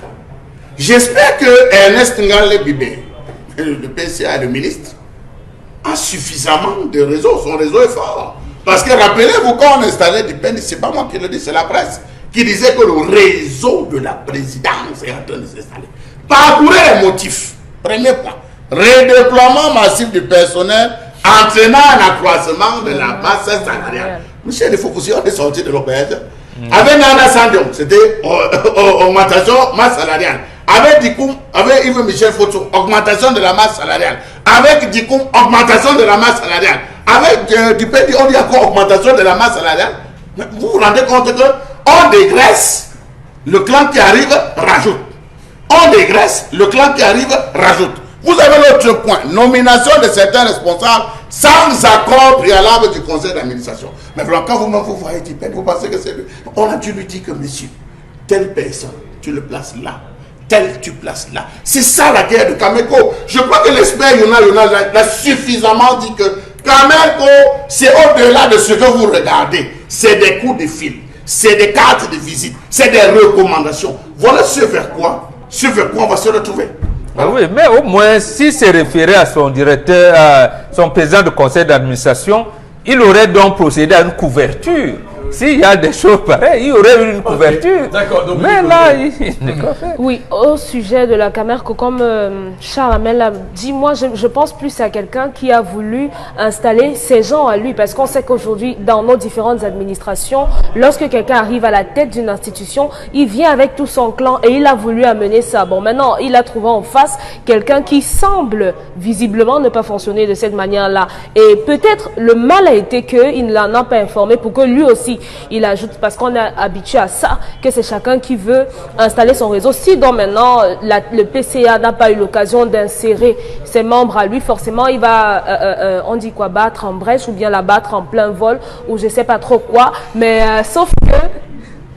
Oui, allez-y. Oui. Mais sauf que ici, il fait preuve également d'une certaine rigueur en tout cas, sauf s'il veut s'illustrer comme quelqu'un qui est rigoureux, mais je suis pas trop sûre. Ce qui est sûr, dans les prochains jours, on verra ce qui va être fait. Mais je crois que Karine a parlé également d'un audit. Il faudrait qu'il livre également l'audit avant de recruter d'autres personnes. Karine, sur cette question, allez-y. Généralement, en management, il y a un temps quand même pour s'adapter au rituel de l'entreprise, parce que chaque entreprise a sa culture. Et je pense qu'à Camerco, chaque fois que quelqu'un arrive, il veut toujours refaire le système. Est-ce que c'est ça la solution au management? Je ne sais pas. Mais ce que je sais quand même, c'est que le ministre là est en train de dire que c'est lui qui contrôle, que ta décision ne suffit pas. Parce qu'à la fin, c'est moi. C'est vrai que Camerco est sous perfusion de l'État, mais après, quand même, le ministre est aussi le PCA. Donc, je pense qu'il aurait pu, même si c'était juste pour formalité, faire présenter ces nominations-là au ministre pour validation, je ne sais pas. D'accord. Alors, moi, ce que je retiens, s'il faut que je parle un tout petit peu moi aussi, c'est que ça revient à ce qu'on disait hier ici par rapport au respect des lois. Dans ce Cameroun, malheureusement, il y a un problème. Il y a quand même une loi qui porte statut général des entreprises publiques au Cameroun et qui a des articles qui disent comment se prennent les décisions. Et visiblement, cette loi n'a pas été respectée dans les prises de nomination de ce DG-là. Il y a également, plus loin, l'acte uniforme OHADA sur les sociétés commerciales qui donne clairement les dispositions liées au conseil d'administration dans les décisions qu'on prend. On ne crée pas un poste organique comme on veut. On ne dit pas que demain, aujourd'hui, Monsieur Batchou, désormais, comme je vous aime très bien, je vais créer un poste pour vous à Equinox, on vous crée un poste. C'est pas comme ça que ça se passe. Il y a, comme vous le savez, des textes de loi qu'il faut respecter. Mais malheureusement, il y a des personnes dans ce Cameroun qui croient qu'elles peuvent toujours passer au-dessus des lois. Et lorsqu'on les attrape, on vous dit que non, on va interpréter, on interprète comme ça, on interprète comme si. Donc, malheureusement, ce qu'on doit dire, et on est obligé de le dire ce matin, c'est que les gens doivent désormais se mettre dans une posture de respect de nos normes juridiques, puisqu'on revient à ça. On va poursuivre avec vous, Karine Sontia, cette revue des réseaux sociaux. Oui, justement, il y a une note datant du 14 juin 2019, signée par Emmanuel Ngongomo, à l'attention de Monsieur le ministre directeur du cabinet civil pour intervention pour l'admission à l'ENAM de Monsieur Paul Biya Emma, homonyme du président de la République, et par ailleurs fils d'un chef de village qui entretenait d'excellentes relations avec la présidence de la République, qui serait frappée par la limite d'âge après la session en cours. Alors, dans nos recherches, nous avons pu trouver cette personne, et ce que nous avons trouvé de cet homonyme du président de la République, c'est que sur les réseaux sociaux, c'est quelqu'un qui, notamment concernant le concours de l'école de la magistrature, lorsque vous regardez son profil sur les réseaux sociaux, vous découvrez qu'il fait beaucoup de publications à titre qui opposent les clans, c'est-à-dire Tontinard, Sardinard. Il fait beaucoup ce genre de choses. Les Tontinards sont montés, les Tontinards sont descendus. Paul Biya. C'est lui, en fait, c'est justement cette personnalité de lui-là qui nous a intéressés, parce que au final, on s'interroge bien du genre de personnes que forme notre école de magistrature. Est-ce qu'on forme les personnes qui sont... Bon, il n'y est pas encore, hein. Non, mais Monsieur Fopossi, on a trouvé son nom, il est 23e dans la liste d'admissibilité. Il va commencer l'école bien. Bon, encore qu'il faut attendre l'oral. Donc, s'il passe l'oral... Vous pensez qu'il va passer l'oral? Si la lettre le met là-bas. Alors, allez-y, Dominique Audrey, prenez la parole. Quand je disais hier ici que l'affaire des NAM là, c'était pour certaines personnes, vous avez voulu me dire que non, non, non. Dieu merci, on a eu la preuve qu'il suffit d'être l'homonyme de Paul Biya, puisqu'il s'agit de lui. Il suffit que notre père l'ait servi pour être là-bas. Moi, dans ma famille, je ne connais personne. Certainement, la personne qui me regarde, là maintenant, celui ne connaît personne. Il n'est pas son homonyme. Donc forcément, il n'a pas accès à cette école-là.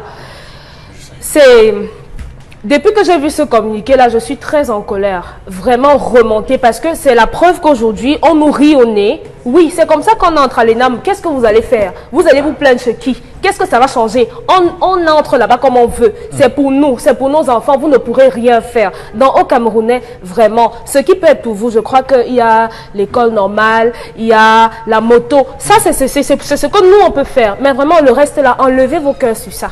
D'accord. Alors, bon, maintenant, c'est les réseaux sociaux. Hein, il faut toujours faire attention. On va tout de suite terminer cette revue. Depuis plus de 2 semaines, le feu consume l'Amazonie et la forêt amazonienne, patrimoine mondial et réserve d'oxygène. On se rappelle qu'il y a quelques jours, l'Allemagne et la Norvège décidaient de retirer 65 millions d'euros d'aide au Brésil destinés à la prévention de l'Amazonie, car pour eux, les politiques menées par le président brésilien Jair Bolsonaro ne font qu'accroître la déforestation et de l'Amazonie. Le président brésilien de répondre à ces accusations en disant que ce sont les ONG qui sont derrière ces incendies et les réactions fusent de partout. Le président Macron a publié sur son compte Twitter: notre maison brûle, littéralement l'Amazonie, le poumon de notre planète qui produit 20% de notre oxygène est en feu, ainsi de suite. Et beaucoup de commentaires sont suivis. Il y en a qui disaient que la maison de qui, est-ce que le Brésil est devenu la maison de la France, ainsi de suite. Donc il y avait beaucoup de commentaires. D'accord. Vous aussi, dites-nous ce que vous en pensez, Karine. Alors, ce que je pense déjà, c'est que ça s'explique, les incendies dans les forêts. Mais ce qui dérange encore, c'est que c'est une réserve mondiale. C'est pas juste un patrimoine qui est brésilien parce que ça se trouve au Brésil.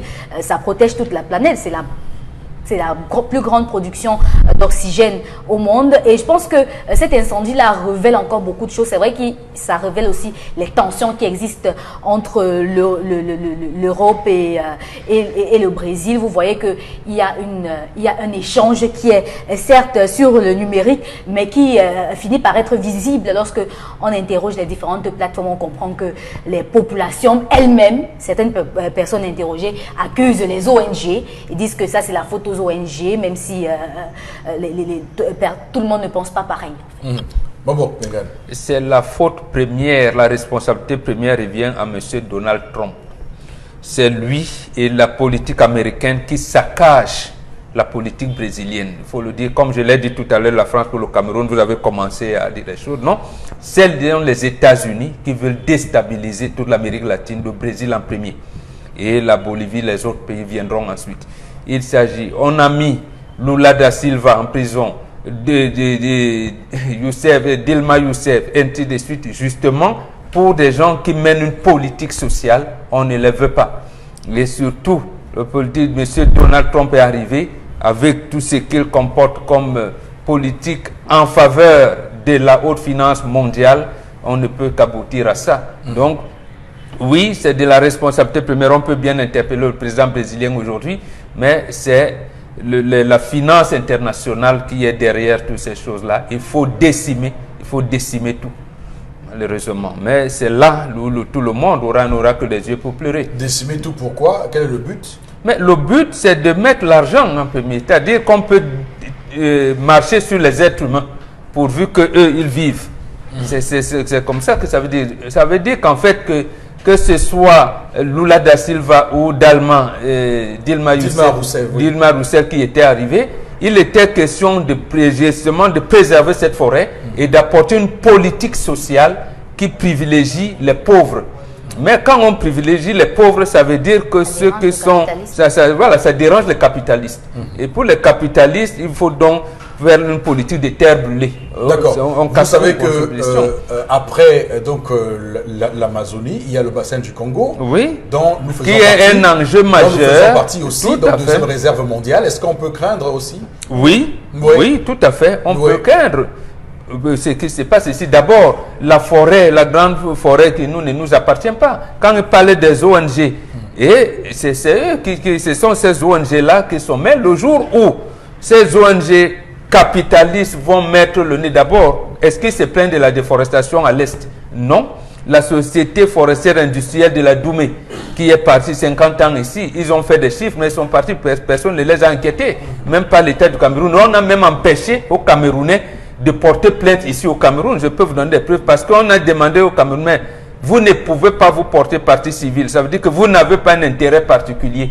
Donc vous ne pouvez donc pas porter plainte pour représenter les intérêts des populations. Voilà comment ces gens... Dominique Audrey, sur cette question de l'Amazonie. Je crois que Karine Mbombok se sent suffisamment exprimée sur le sujet, mais je crois que c'est mieux qu'on observe encore. Et je crois que la première chose à faire, c'est de tenter d'abord d'arrêter les flammes.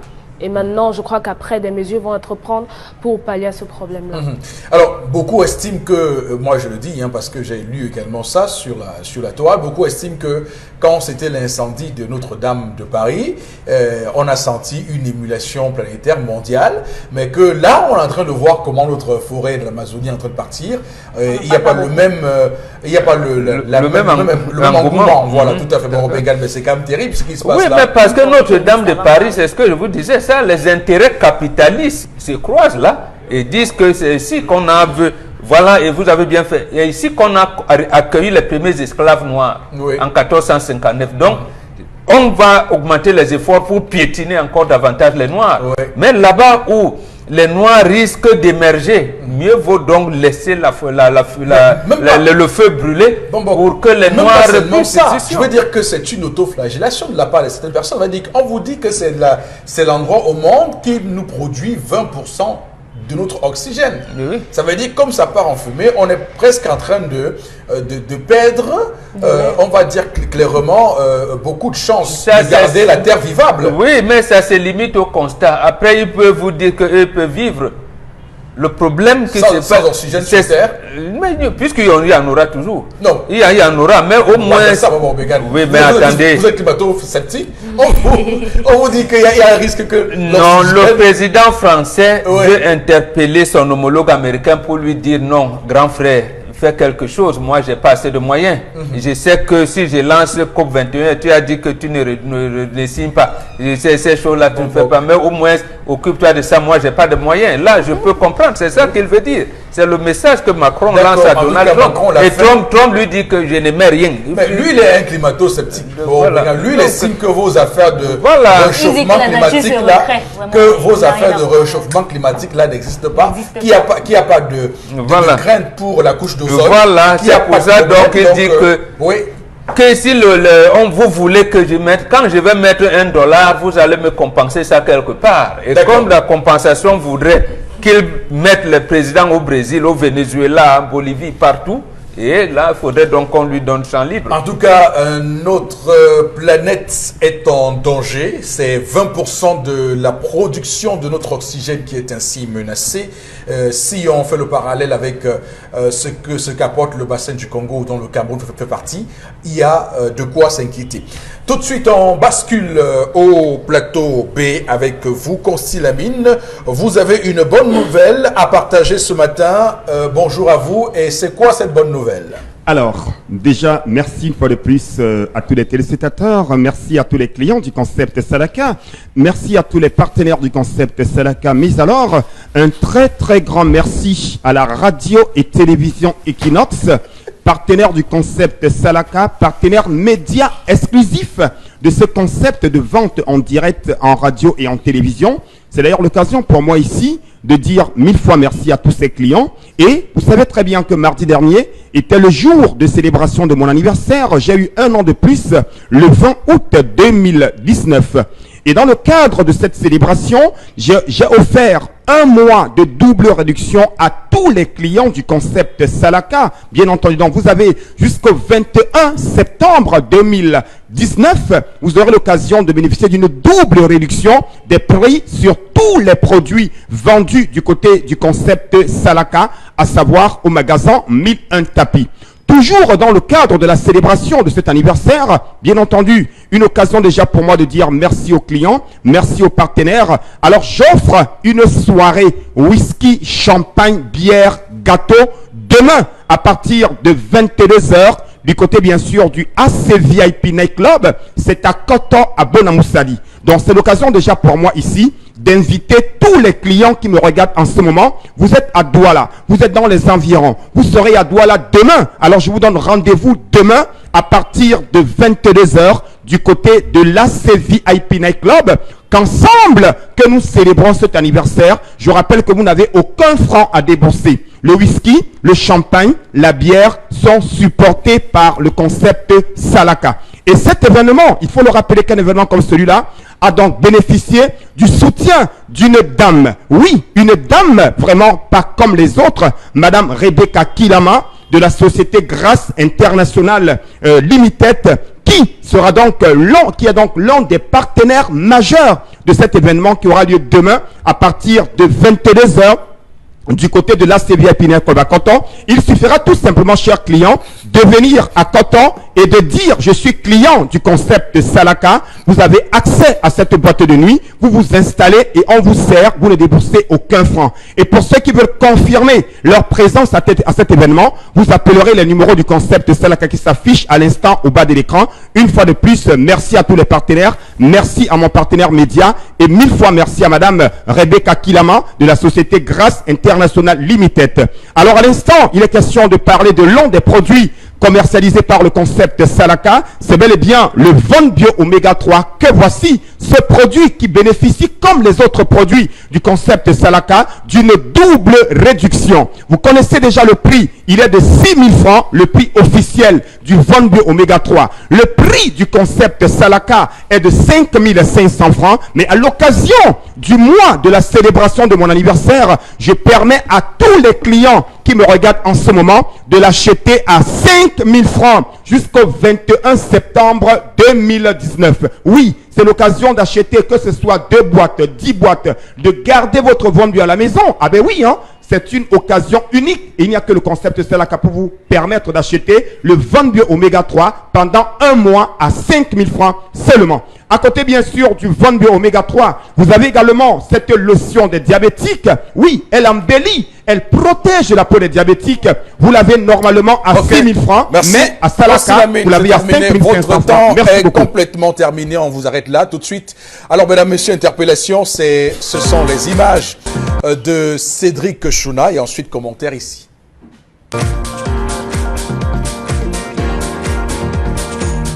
Oh, pour le développement et le développement de notre pays, je crois qu'il faut créer beaucoup d'emplois, il faut créer des sociétés pour faire travailler les jeunes Camerounais. Non, les jeunes ne sont pas tellement paresseux, mais le problème c'est qu'aujourd'hui, ce que nous vivons actuellement, c'est que actuellement là, tu n'es pas le fils peut-être d'un ministre ou d'un directeur pour te trouver l'emploi.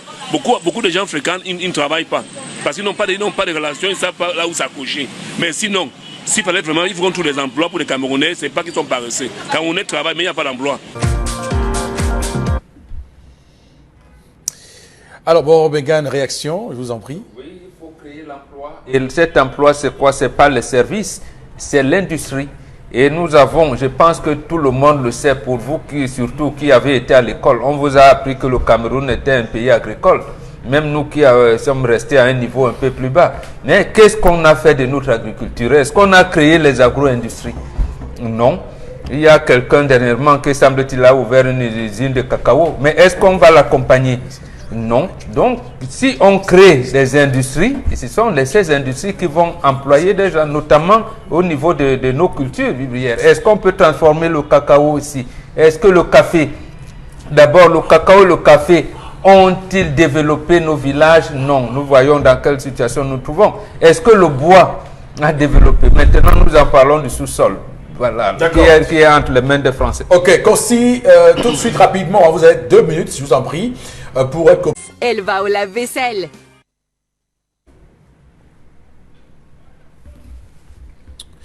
Consti, allez-y rapidement, je vous en prie. Alors, je donnerai tout simplement le prix de votre poêle Red Copper parce que le spot, il a tout montré. Hein. Il a montré les bienfaits de cette poêle, pas comme les autres. Alors, vous l'avez normalement à 14 000 francs. C'est le prix de promotion. Mais comme nous sommes toujours dans le cadre de la double réduction à l'occasion de la célébration des 1 an de plus de Consti Lamine, vous avez donc cette poêle à 13 000 francs. La poêle Red Copper, vous avez un mois pour l'avoir à 13 000 francs du côté, bien sûr, du magasin 1001 tapis.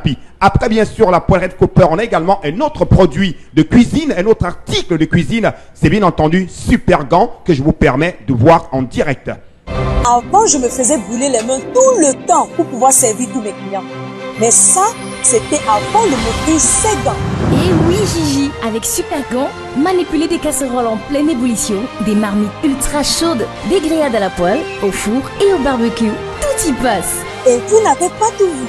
Fabriqué à base de silicone, Super Gant est anti-brûlure, anti-chaleur et fait gagner du temps.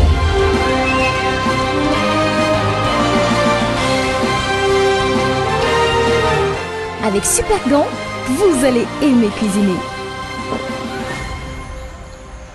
Avec Super Gant, vous avez aimé cuisiner. Voici donc Super Gant que je présente en intégralité. Ah ben oui, je dirais tout simplement, chers téléspectateurs, n'utilisez plus les morceaux de tissu, n'utilisez plus le papier pour ouvrir la marmite. Vous avez la solution et la solution c'est Super Gant que vous retrouverez normalement à 5 000 pour le prix de promotion, mais dans le cadre de la double réduction, vous avez ces gants de cuisine à 4 000 francs seulement.